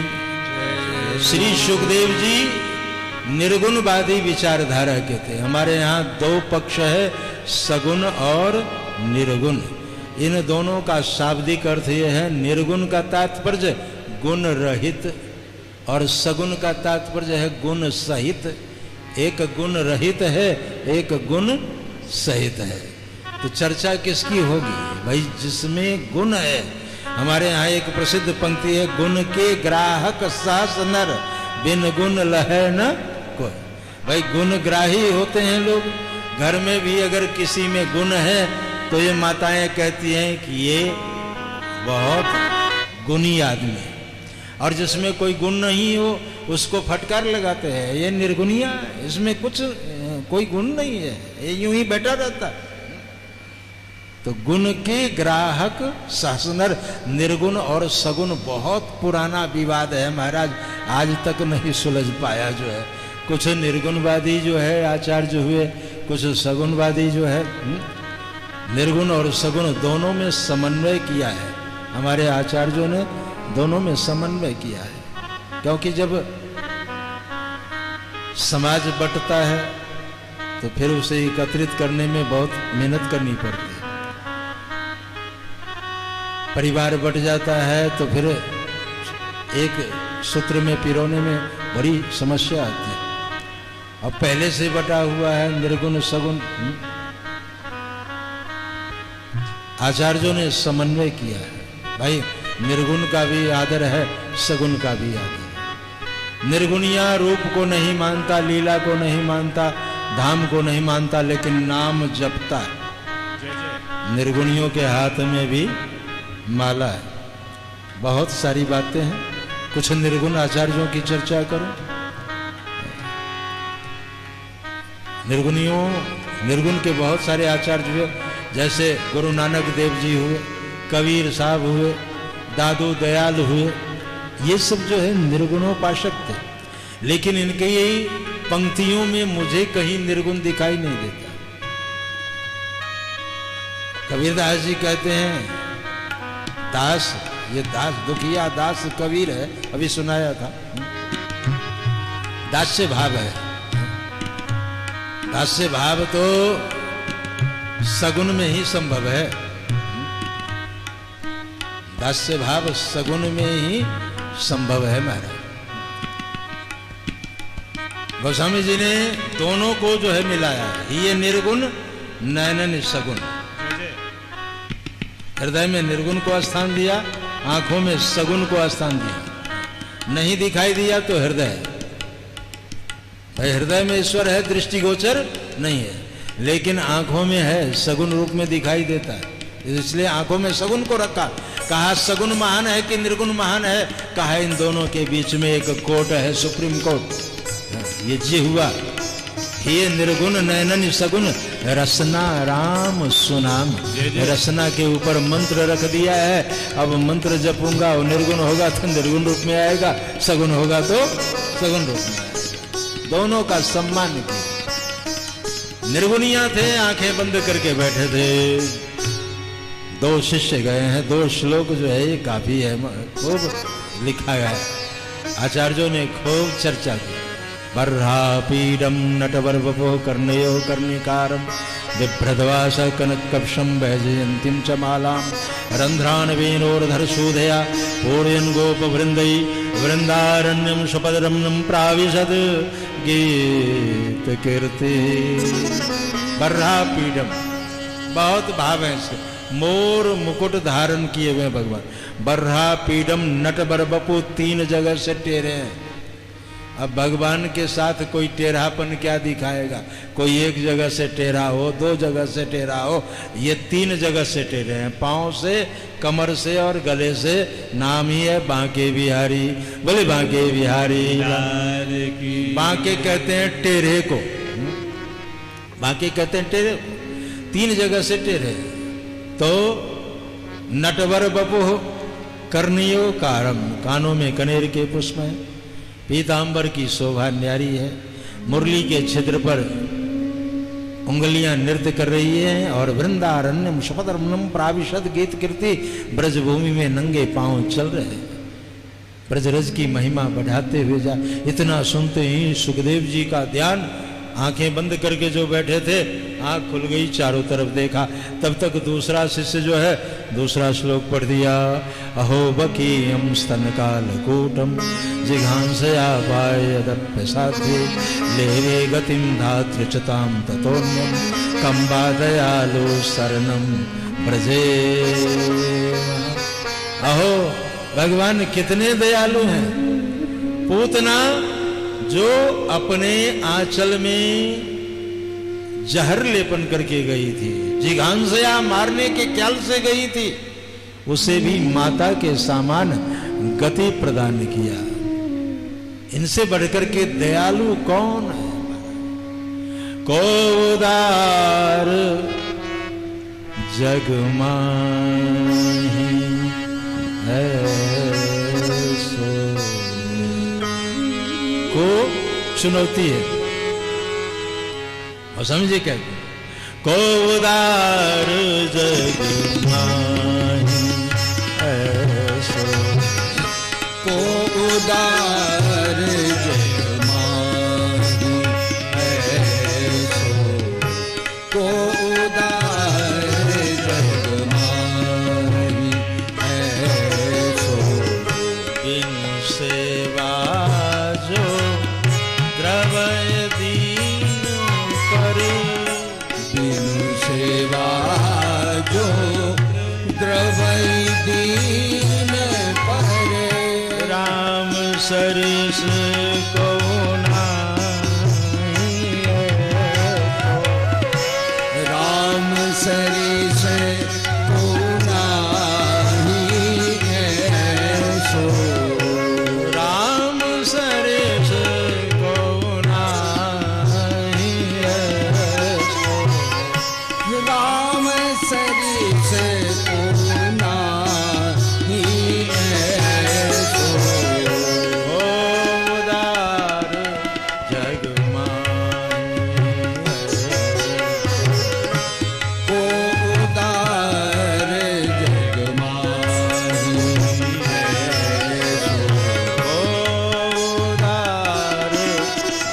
को उधारे, जग को उधारे, जग माही ऐसो। कंबा दयालु शरणम ब्रजेवन। इनसे बढ़कर के दयालु कौन है, इनसे बढ़कर के उदार कौन है? जो पूतना जैसी राक्षसी को भी माता के समान गति प्रदान किया। इतना सुनते ही सुखदेव जी दौड़ पर, भैया सुनो, मेरी बात सुनो, पूतना को जो गति दिया मैं उससे मिलना चाहता हूं। मौके की तलाश में कहा आइए। पीछे पीछे सुखदेव जी ले जाकर के महर्षि वेद व्यास जी के सामने उपस्थित किया। कहा ये तो मेरे पिताजी हैं। कहा यही बताएंगे वो कहाँ रहता है। पूछा है पिताजी, पूतना को जो माता के समान गति प्रदान किया उस महामना का मैं दर्शन करना चाहता हूं, उस दयालु को मैं देखना चाहता हूं, कहाँ है? व्यास जी मौके की तलाश में थे, भागवत जी खोल के रख दिया इसी में। और भागवत में एक एक श्लोक में ढूंढा। पूरी भागवत जब कंठ हो जाए तब जाकर के सुख की उपाधि मिलती है। आजकल तो मनमाने सुख घूम रहे, सब एक से एक 4 श्लोक याद किया सुख बने भी हमारे। पूरी भागवत कंठस्थ हो। अब वक्ता तैयार है, किसे सुना? एक भागवत की परंपरा। भगवान ने ब्रह्मा जी को, ब्रह्मा जी ने श्री नारद जी को दिया, श्री नारद जी ने महर्षि वेदव्यास को दिया, महर्षि वेदव्यास ने सुखदेव जी को दिया, और सुखदेव जी किसे सुनाए? परीक्षित को। अब यहाँ प्रश्न आता है परीक्षित कौन? और परीक्षित जी के जन्म कर्म की चर्चा बहुत सुंदर है। इसमें भगवान की बहुत सारी लीलाओं का समावेश है। आरंभ किया है। यदा मृधे कौरव सृंजयाना वीरेश्वतो वीरगतिं गतेषु वृकोदरा विद्ध गदा विमर्शे भगनोरुदंडे धृतराष्ट्रपुत्रे। यदा मृधे कौरव सृंजयाना वीरेशधो वीर गतिं गतेषु। महाभारत का है, महाभारत के अंतिम दिन की चर्चा है। कौरवों का संहार हो गया, सिर्फ दुर्योधन बचा हुआ था। मां के पास पहुंचा, मां मुझे विजय श्री का आशीर्वाद दो। गांधारी ने कहा पुत्र ये बताओ तुम्हारे कितने भाई जीवित हैं? कहा मां सब के सब वीर गति को प्राप्त हो गए, अब सिर्फ मैं ही बचा हूं। गांधारी रो पड़ी।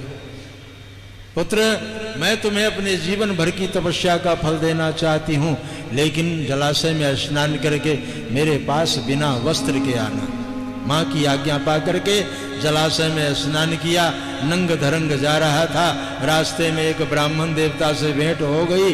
ब्राह्मण देवता खिलखिलाकर हंस पड़े, ये हस्तिनापुर के भावी सम्राट को क्या हो गया? ये नंग धरंग कहाँ जा रहा है? कहा मां के पास। और खुल करके हंसे ब्राह्मण देवता। अरे तू कोई छोटा बच्चा है, छोटा बच्चा बिना वस्त्र के मां के पास जाए उसकी शोभा है, लेकिन तू शादीशुदा, कुछ तो मर्यादा का ध्यान रख, अपने कटी भाग को ढक ले। सुझाव अच्छा लगा, केले के पत्तों से पुष्पों से कटी भाग को आच्छादित किया। गांधारी के पास पहुंचा। मां मैं आ गया हूं। गांधारी पट्टी खोली। जीवन भर की तपस्या, किसी भी चीज को सेव करें तो वो सुरक्षित रहता है, चाहे वाणी को, दृष्टि, ये जितनी इंद्रियां हैं इसको सेव करने की आवश्यकता। महाराज जैसे आंख खुली एक तेज निकला और जिस अंग के ऊपर वो दृष्टि गई वज्र के समान हो गया। कटि भाग पर जाते जाते उसका विस्मापन हो गया। गांधारी रो पड़ी, पुत्र मैंने तुमसे कहा था बिना वस्त्र के आना, ये क्या किया तूने? कहा मां, रास्ते में एक ब्राह्मण देवता से भेंट हो गई थी, उसी ने सलाह दिया। गांधारी ने कहा मैं समझ गई वो ब्राह्मण और नहीं कोई, जरूर छलिया कृष्ण रहा होगा। बोलिए भक्तवत्सल भगवान की जय। तुम्हारे पापों का दंड देने के लिए उसने ब्राह्मण वेश धारण किया होगा। ये भाग तुम्हारा कमजोर रह गया, इसे बचा करके रखना। मां से आशीर्वाद प्राप्त किया है, लक्ष्मी सरोवर में गया है, वहां छुप करके रहने लगा। पांडवों ने चुनौती दी है, वो कायर निकल और भीम के साथ गदा युद्ध हुआ है। भीमसेन ने इसके जंघों को तोड़ डाला, 2 भागों में शरीर कर दिया। सभी पांडव महाकाल का दर्शन करने के लिए उज्जैन चले गए। काल लेकिन द्रौपदी की आंखें भर आई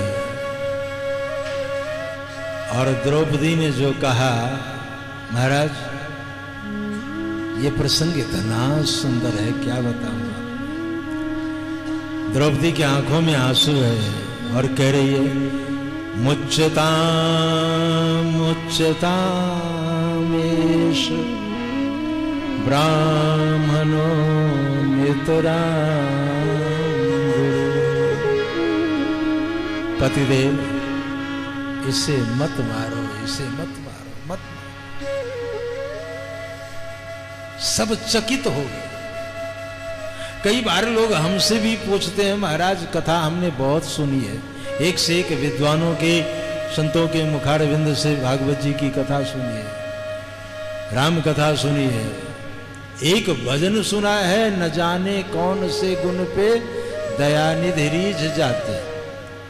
सुनते सुनते जो है अब तो बुढ़ापा आ गया। उसमें वर्णन है, नहीं स्वीकार करते हैं। निमंत्रण नृप सुयोधन का, विदुर घर बैठ करके भोग छिलके का लगाते हैं। न जाने कौन से गुण पे दयानिधि रीझ जाते हैं। न आए वन गमन से श्री पिता की वेदनाओं पर उठाकर गिद्ध को निज गोद में आंसू बहाते हैं। न जाने कौन से गुण पे दयानिधि रीझ जाते हैं। लेकिन किसी ने ये नहीं बताया कि वो गुण कौन सा। जय जय श्री जिसके ऊपर दयानिधि रीझ जाते हैं, हम वो गुण जानना चाहते हैं। वो गुण द्रौपदी में आंखों में आंसू है। 5 पुत्रों का हत्यारा सामने खड़ा है, अर्जुन के हाथ में खड़ग है। एक बार होठ हिलाने की देर है, 5 टुकड़े हो जाएंगे उसके, लेकिन आंखों में अश्रु बिंदु और कहती है, मुच्यता मुच्यतामेष ब्राह्मणो नितरां गुरु। इसे मत मारो, मत मारो, मत मारो। भगवान व्याकुल हो गए द्रौपदी की बात सुन करके। यहां एक संकेत किया है, बामा स्वभावा कृपया ननाम च। बामा स्वभाव जो है महाराज, भगवान दौड़ कर हृदय से लगे। 5 पुत्रों का हत्यारा, उसके ऊपर भी दया कर रही है तुमसे। सभी सिर झुकाए हुए, क्योंकि पांडव कुल में अगर कोई एक सदस्य कुछ कह दे तो सर्वमान्य होता था। भीमसेन ने कहा, नहीं, आज मैं अपनी कौलिक परंपरा को जलांजलि दे रहा हूं। आज कुल परंपरा का त्याग कर रहा हूं, मैं जरूर इसको मारूंगा। भगवान की ओर देखा अर्जुन।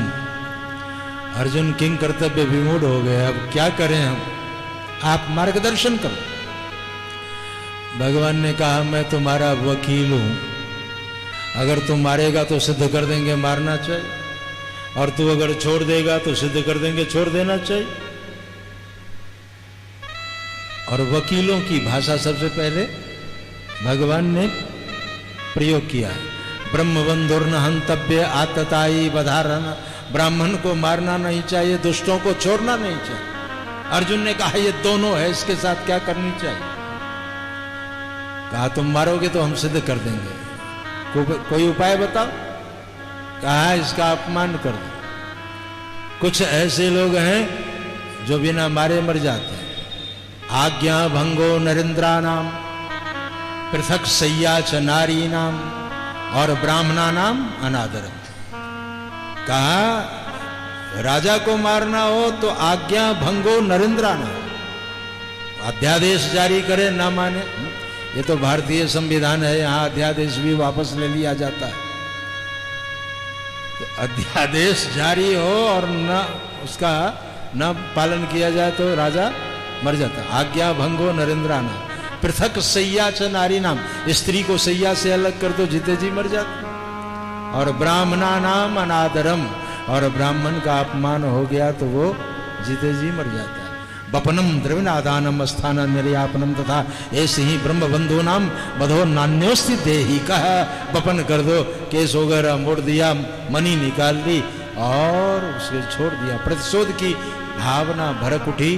5 ब्रह्मशिरा नाम का अस्त्र पांडवों के लिए, और एक उत्तरा के गर्भ में जो भागवत के मुख्य श्रोता परीक्षित, छिन्ने मूले नैव शाखा न पत्रम, सबको नष्ट करने की योजना बना ली।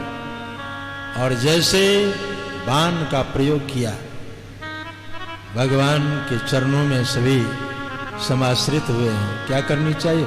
कहा अपना अपना पीठ कर दो। 5 बाण थे, 4 वापस हो गए। भीमसेन ने कहा कि मैं नहीं पीठ करूंगा, तो भगवान ही दौड़ करके भीमसेन को गले लगाए। बोली भक्तवत्सल भगवान की, हम भक्तन के भक्त, हमारे भीमसेन की रक्षा की है। तब तक चिल्लाई उत्तरा, पाहि पाहि महायोगिम देव देव जगतपते नान्यम तद भयम पश्ये यत्र मृत्यु परस्परम। ये बड़ा प्रभावशाली मंत्र है। गृहस्थ जीवन में जहाँ गर्भ नष्ट हो जाता हो, महाराज इस मंत्र का अनुसंधान करे। हमने देशाटन के क्रम में देखा है कि कई परिवार में आज संतान सुख है, जहाँ नष्ट हो जाता था। इस मंत्र का प्रभाव प्रत्यक्ष मुझे देखने को मिला है। कई परिवार में ये मंत्र दिया। उत्तरा आवाज लगाई, भगवान उत्तरा के गर्भ में प्रविष्ट होकर के गर्भ की रक्षा की है।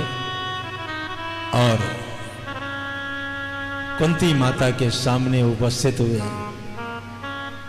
कुंती माता के आंखों में अश्रु बिंदु है। कृष्ण तेरे उपकार बहुत है और मेरे पास देने के लिए कुछ भी नहीं, मैं कुछ दे नहीं सकती। कहा बुआ जी आप ऐसा करें कि पवित्र जल मंगाए, भैया का अभिषेक करना है। और पुण्य सलीलाओं का जल मंगाया गया, राज्य अभिषेक की है भगवान ने। बुआ जी से कहा है कि अब मैं द्वारिका जाऊंगा। कुंती के आंखों में अश्रु बिंदु है, आंचल फैला कि सब कुछ तो दिया, लेकिन मुझे जो चाहिए मुझे देते जाओ, जाने से पहले दे जाओ। क्या दूं? और कुंती माता ने जो मांगा किसी ने नहीं मांगा। विपदा संतु नः शश्वत तत्र तत्र जगद गुरु भवतो दर्शनम यत् स्यादय पुनर्भव दर्शनम। विपदा आंचल फैला दी, इसमें विपत्ति डाल दो। भगवान व्याकुल हो गए। बुआ जी दुनिया सुख संपत्ति मांगती है, अगरबत्ती 8 आने की दिखाई, बदले में कहा सुख संपत्ति घर आवे, कितना आवे, इतना आवे कि टाटा बिरला सब फेल हो जावे, मेरे घर ही आवे। लेकिन आप विपत्ति मांग रहे हैं। कुंती माता ने कहा जब विपत्ति में मैं थी तो तू मेरे साथ था, आज संपत्ति दे करके तुम जाना चाहते हो? कहा नहीं, मुझे फिर से वही विपत्ति चाहिए। भगवान ने सबको आश्वासन दिया है, जब आप बुलाएंगी बुआ जी हम आ जाएंगे। आगे बढ़े हैं, कानों में आवाज आई, द्वारिका जाने से पहले कहा कोई मुझे बुला रहा है, और जो उस सांवले को सदा ढूंढता है उसे एक दिन सांवरा ढूंढता है। भजन निरर्थक नहीं जाता। हमारा अंतिम समय में शरीर साथ न दे लेकिन आवाज तो पहुंच जाती है। भगवान गए हैं, बानों की सैया पर सोया हुआ वो वृद्ध भीष्म, जिसकी जिह्वा निरंतर कृष्ण कृष्ण की रट लगा रखी। सब लोगों ने नमस्कार किया। भगवान ने चरणों की तरफ जैसे नमस्कार किया, मैं कृष्ण आपके चरणों में अभिनंदन करता हूं, वंदन करता हूं। आंखें भर आई। अर्जुन को बुलाया, पुत्र तूने सैया तो दी, तकिया नहीं दिया, उपदान नहीं दिया।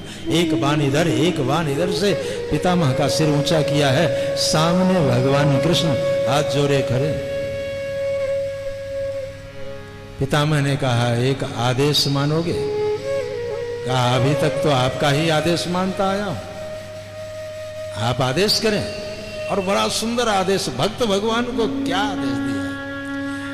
सदैव देवो भगवान प्रतीक्षताम कलेवरम यामिदमहिनो प्रसन्नहासारुणलोचनो लसन मुखाम्बुजो ध्यान पथश्चतुर्भुजः। सदैव देवो भगवान प्रतीक्षताम, आपको मेरी प्रतीक्षा करनी होगी। अभी तक मैंने प्रतीक्षा की, मेरी प्रतीक्षा पूरी हुई क्योंकि आपके दर्शन हो गए, आप आए, कृपा करके पधारे। लेकिन आज आपको मेरी प्रतीक्षा करनी होगी। कब तक? कहा कलेवरम यावदमहिनोम्यहम्, जब तक मैं शरीर पूरा न कर लूं तब तक मेरे सामने खड़े रहना होगा।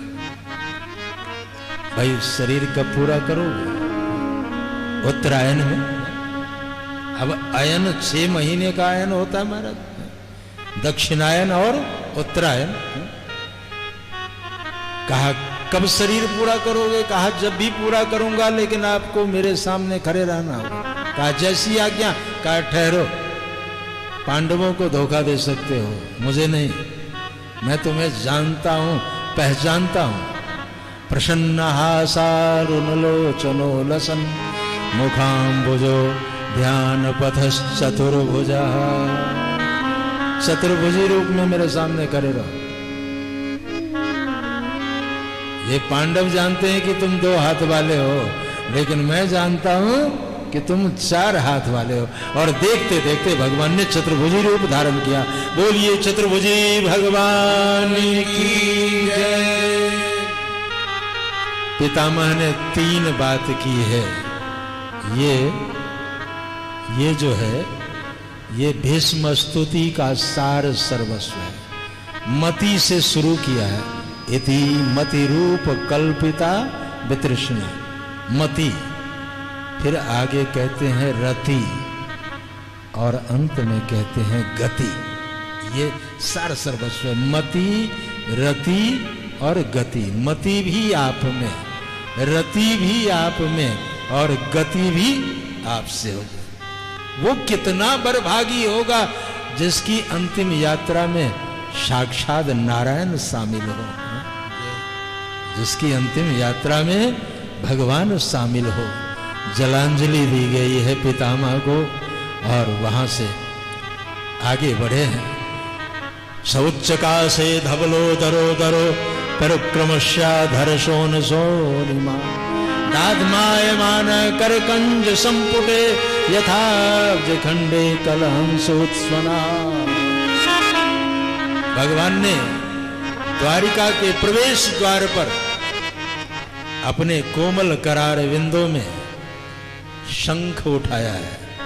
सौच्चकाशे धवलो दरो दरो। दर कहते हैं, दर के बहुत सारे अर्थ हैं। अब गुरु जी बैठे हैं, दर दरवाजे को भी कहा गया है, दर उदर को भी कहा गया है। ये उदर है, और दर हमारे मिथिला में है दरभंगा। वहां एक बड़े उच्च कोटि के विद्वान हुए। उस विद्वान का नाम था गोनू झा। तो गोनू झा एक बार दरभंगा गए, दरवाजा खटखटाया, रात्रि की बात, किसी ने खोला ही नहीं। आज भी वहां अगर द्वार चाहे रिश्तेदार ही क्यों न हो, खटखटाते रहो, कोई सुनेगा भी तो जल्दी खोलेगा नहीं मान। तो द्वार खटखटाते रहे और कोई खोला नहीं। भूख भी लगी थी, रात भर उसी दरवाजे के निकट सो करके बिताया। भूख के मारे नींद भी नहीं आई। सवेरे जब पता चला कि भाई बड़े शिखर के विद्वान हैं, गोनू झा पधारे हैं, सब लोगों ने आदर किया, सम्मान किया। राजसभा में खूब सम्मान हुआ। और जब उनके आगे माइक आया कुछ दो शब्द कहने के लिए, तो बोले, दरभंगा दरभंगई बा, दरभंगो न जायते के सांचित, कहा सैवेयम दरभंगायाम उदरभंगो जायते अस्माकम। कहा इस दरभंगा में हमारा उदर जो है भंग हो गया। तो ये दरवाजे को भी कहते हैं, उदर को भी कहते हैं, लेकिन यहाँ दर का तात्पर्य शंख से है। सउच्च काशे धबलो दरो दरो परिक्रमश्याधर सोन सोनिमा। भगवान के अधर जो है बड़ा सुंदर है।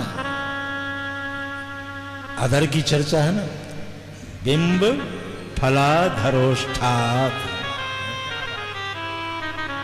कहा ना, बंसी विभूषित करा नवनीर दाभात पीतांबरा धरुण बिंब फलाधरोष्ठात्। तो भगवान के बड़ा ही सुंदर अधर, और उस अधरों से जब शंख लगा तो कैसे लग रहा है, बड़ी सुंदर चित्रण किया है। जैसे किसी कमल कोश के ऊपर, भगवान के करार बिंद जो है कमलवत है, कमल कोश के ऊपर कोई सफेद रंग का हंस जो है उच्च स्वर से उत्सन्न कर रहा हो। सउच्च काशे धबलो दरो दरो परिक्रमश्याधर सोन सोनिमा दाधमायमान करकंज संपुटे यथार्ज खंडे कलहंस उत्सनः। महाराज जैसे शंख ध्वनि हुई, द्वारिकावासी पहुंच गए कि ये भगवान द्वारिकाधीश।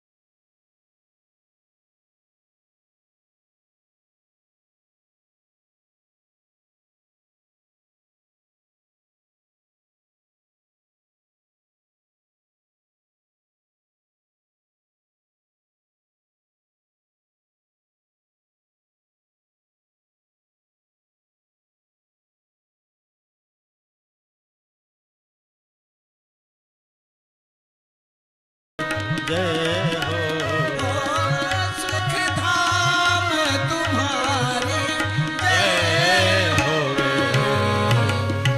बोलिए द्वारिकाधीश भगवान की जय। भगवान द्वारिका के राजमार्ग पर चल रहे हैं। दधि दुर्वा क्षत चंदन आदि की खूब वर्षा हुई है और सर्वप्रथम देवकी माता के चरणों को स्पर्श किया। देवकी माता ने अपना मुख फेर लिया। भगवान ने देखा कि माँ कुछ ज्यादा ही नाराज हो गई, और नाराज हो जाए तो मना लेनी चाहिए। हाँ, परिवार में श्रेष्ठ जन नाराज हो तो मना लेनी चाहिए हाथ जोड़ करके, और अगर कोई हम उम्र के हो तो उनसे भी उनको भी मना लेनी चाहिए, और अगर छोटा है उसके सिर के ऊपर वरद हस्त रखे और उससे भी अपनाने की चेष्टा करनी चाहिए, उसे भी मिला लेने की जरूरत है। बर्भागी हैं लोग जो मना लेते हैं, जीवन बहुत कम है और अहंता के कारण ही हम दूर हो जाते हैं। स्वामी जी अहंता ममता की बात कर रहे हैं। अहंकार सबसे दूर ले जाता है, अपनों से दूर ले जाता है, रिश्तों से दूर ले जाता है, यहां तक कि गुरु गोविंद से भी दूर ले जाता है अहंकार। इसलिए हमेशा अहंकार से दूर रहने की चेष्टा करनी चाहिए। भगवान के चरणों में ही अभिमान को चढ़ा देनी चाहिए। असभिमान जाई जन भोरे, मैं सेवक रघुपति पति मोरे, ये अभिमान बना रहे, बाकी अभिमान को जलांजलि दे देनी चाहिए। अब महाराज भगवान ने मनाया है, देवकी के आंखों में अश्रु बिंदु है। मैं तुमसे बात नहीं करती, जा बुआ के यहाँ। कहा कुछ जरूरी काम था इसलिए रुक गया, तो नाराज हो। देवकी के गले में भुजा डाल दी। मां तू रो रही है? देवकी ने कहा जिस दिन मैं तुम्हें नहीं देखती हूं ना, लगता है वो दिन विधाता ने बनाया ही। रामायण में बहुत सुंदर बात है। अंबा कौशल्या कहती है, जे दिन गए तुम ही बिन देखे, ते बिरंज जिमि पार ही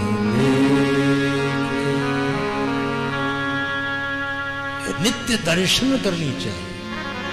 इस प्रसंग का आशय क्या है कि नित्य भगवान का दर्शन करनी चाहिए। नित्य दर्शन। हमारे स्वामी जी ने दिव्य देश बनाया है, बालाजी महाराज। दर्शन करते रहो, दर्शन करते रहो। बड़ा दर्शन का जो है महत्व है। जो रोज भगवान को देखता है, भाई आंखें ही तो है। जब हम संसार में देखते हैं बात बन जाती है? वो कहते हैं ना कि वृंदावन जाने को जी चाहता है, और बांके बिहारी से नैना लड़ाने को जी चाहता है। नैना लड़ाने को जी चाहता है। या एक बार देखे और वो भी देख ले तो फिर कहना ही क्या। मीरा जी ने कहा भगवान से कि हम चितवत तुम चितवत नाही, हम चितवत तुम चितवत नाही, हम चितवत तुम चितवत नाही, हम चितवत तुम चितवत नाही। कैसे ही के कठोर तनिक हरि चितवो, कैसे ही के कठोर तनिक हरि चितवो, हमरी ओर तनिक हरि चितवो, हमरी ओर तनिक हरि चितवो, हमरी ओर तनिक हरि चितवो, हमरी ओर, हमरी ओर, हमरी ओर, हमरी ओर, हमरी ओर,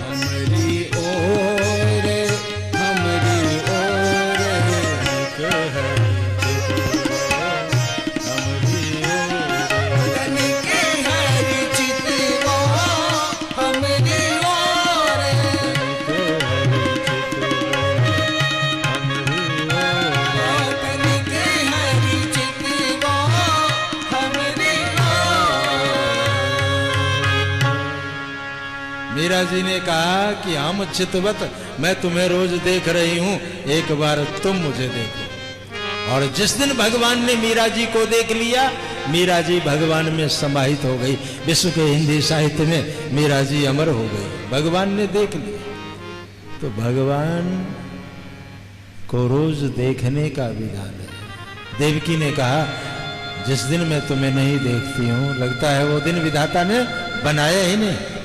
कहा, तू क्यों रोती है? अब जब तक तू नहीं कहेगी मैं कहीं नहीं जाऊंगा। पक्की बात कहा, पक्की। इधर पीछे से परीक्षित जी का जन्म हो गया। बोलिए परीक्षित जी महाराज की जय। महाराजा युधिष्ठिर ने एक धावक को भेजा है, भगवान के हाथ में पत्र दिया है। भगवान पत्र लेके देवकी मैया के पास पहुंच गए। रिश्तेदारी निभाना हो, किसी को भेज दे, मैं जाता हूं तो तू रोती है। कहा, नहीं नहीं बेटा जा, रिश्तेदारी तो रिश्तेदारी है। भगवान आए हैं हस्तिनापुर। परीक्षित जी को जैसे गोद में लिया, परीक्षित जी हंसने लगे। सबके गोद में रोते थे, भगवान के गोद में आते ही हंसना शुरू कर दिए कि ये वही है जिसने गर्भ में मेरी रक्षा की थी। परीक्षा की दृष्टि से देखने के कारण ही नाम परीक्षित बना। परीक्षित जी का जन्मोत्सव मनाया गया।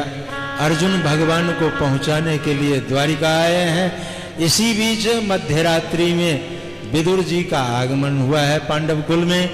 और जैसे धृतराष्ट्र के कक्ष में विदुर जी प्रवेश करते हैं, पदचाप सुनाई दिया, आवाज आई, कौन? कहा, भ्राता मैं हूं विदुर। कहा, अच्छा विदुर, बहुत दिनों से गले नहीं लगाया, आओ मैं तुम्हें गले लगाता हूं। और धृतराष्ट्र ने गले लगाया है। यहां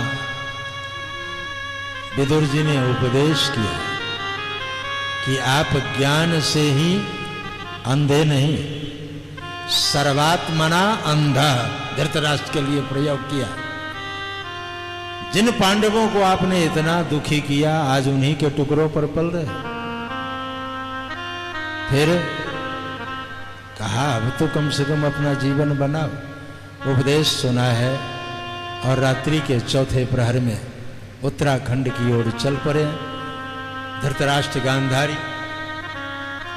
युधिष्ठिर जी का नियम था कि सुबह उठ करके चाचा चाची के चरणों में अभिनंदन करते थे, वंदन करते थे, फिर गद्दी पर बैठते थे।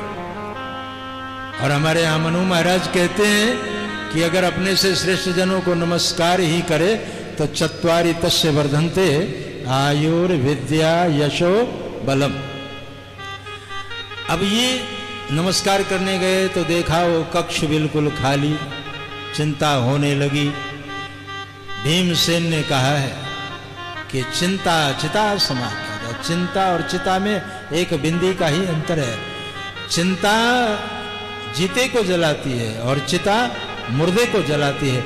आप चिंता न करें तो अच्छा। युधिष्ठिर जी ने कहा, चिंता का विषय है।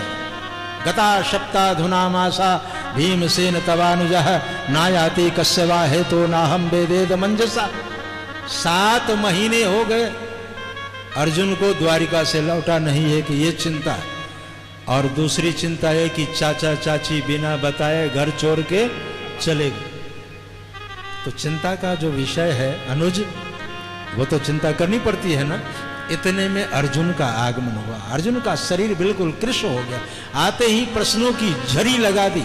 महाराजा युधिष्ठिर ने पूछा है, कच्चित तुम ब्राह्मणम, क्या तूने किसी ब्राह्मण को सताया, गौ को सताया, बालक को सताया, रोगी को सताया, स्त्री संग किया, आखिर तुम्हारा तेज कहां गया?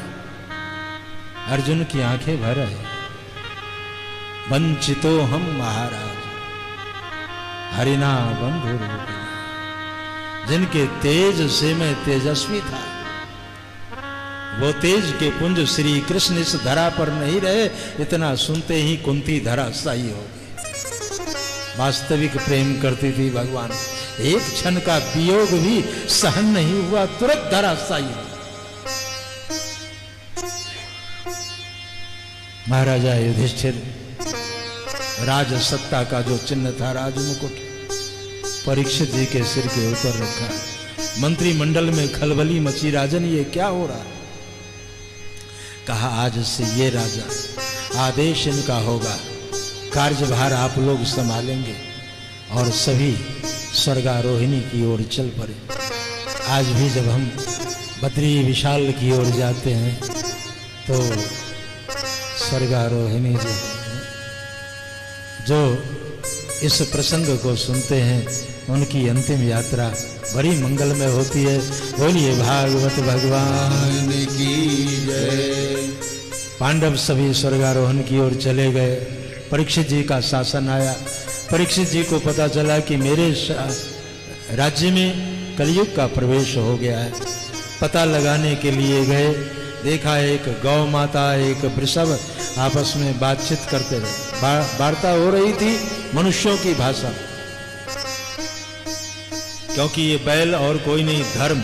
इसके 3 पांव टूट चुके थे, सत्य, तप, दया और दान। कलयुग में एक बचा हुआ है दान। दान के कारण ही धर्म का काम चल रहा है, क्योंकि 3 पांव टूट चुके हैं, कलयुग ने तोड़ डाला। तो जिसके 3 पांव टूट चुके हैं उसको सहारा तो देना ही पड़ेगा, उसको उठाना पड़ेगा। तो इसलिए धर्मो रक्षति रक्षिता, धर्म की रक्षा करनी चाहिए। शिव दधीच हरिचंद नरेशा सहे धर्म हित कोटि कलेशा। इतिहास साक्षी। महाराज बातचीत हो ही रही थी, इतने में एक काला कलूटा आया लाठी लेकर के, राजा जैसा वेश धारण किए हुए, चौथा पांव जो था उसके ऊपर जैसे प्रहार करने की चेष्टा की। महाराजा परीक्षित ने पकड़ लिया है। कस्तम मच्छर ने लोगे, भाई तुम कौन हो? इस निरपराध के ऊपर क्यों प्रहार कर रहे हो? मैं तुम्हें मृत्युदंड दूंगा। मायावी उसने कहा, महाराज मैं आपकी प्रजा हूं, मृत्युदंड न दें, कोई और दंड दें। कहा मेरे राज्य से निकल जाओ। कहा जहां तक दृष्टि जाती है आपका ही शासन है, तो कहां जाऊं, मुझे कोई स्थान दे दीजिए। तो 4 स्थान दिया है। द्यूतम पानम स्त्रिया सोना यत्रा धर्मश्चतुर्विधा। 4 जगह। द्यूतम जहां जुआ खेलने वाले लोग हो वहां जाके रहो। कहा महाराज यहाँ तो कोई जुआ खेलता नहीं, एक बार आपके पूर्वज खेले उसके बाद तो बंद हो गया। कहा पानम जहां बोतल पीने वाले लोग हो वहां जाकर के रहो। कहा यहाँ बोतल भी नहीं कोई पीता, वृंदावन है। द्यूतम पानम स्त्रिया, जहां स्त्री संग हो वहां जाकर के रहो। कहा ये भी व्यवस्था नहीं। द्यूतम पानम स्त्रिया सोना, सोना कहते हैं हिंसा को, जहां निरपराध जीवों की हत्या हो रही है वहां रहो। कहा 4 नहीं है। कहा अब मेरी इच्छा के अनुरूप दे दो। पुनश्च याचमानाय जात रूप मदापुर। जात रूप कहते हैं सोना को, खास करके देवियों से ज्यादा सोना नहीं पहनना। सोना कहता है मेरे से ज्यादा लगाव रखोगे तो सोना, हम तुम्हारा सोना हराम कर देंगे। अब तो सरकारी आदेश है, आधा किलो से ज्यादा रख भी नहीं सकती। तो सोना में कलयुग का निवास है। राजा ने सम्मान दिया। राजा के सिर पर सोने का मुकुट था, उसी में जा बैठा। बुद्धि खराब हो गई। एक महात्मा के गले में मरा हुआ सांप डाल दिया। महात्मा तो अपनी मस्ती में थे, उनको क्या पता कि सांप आया कि बिच्छू आया। लेकिन चेला जो था वो बड़ा गुरु भक्त था। उसने कहा मेरे गुरुदेव के साथ इसने इस तरह की व्यवस्था की है, मैं इसे दंड दूंगा। और उसने श्राप दे दिया, यदि लंघित मर्यादम तक्षका सप्तमे, यानी मर्यादा का अतिक्रमण किया है, तक्षक नाम का नाग डसेगा, राजा मृत्यु को प्राप्त होगा। श्राप दे दिया। राजा साहब वापस आए हैं। राज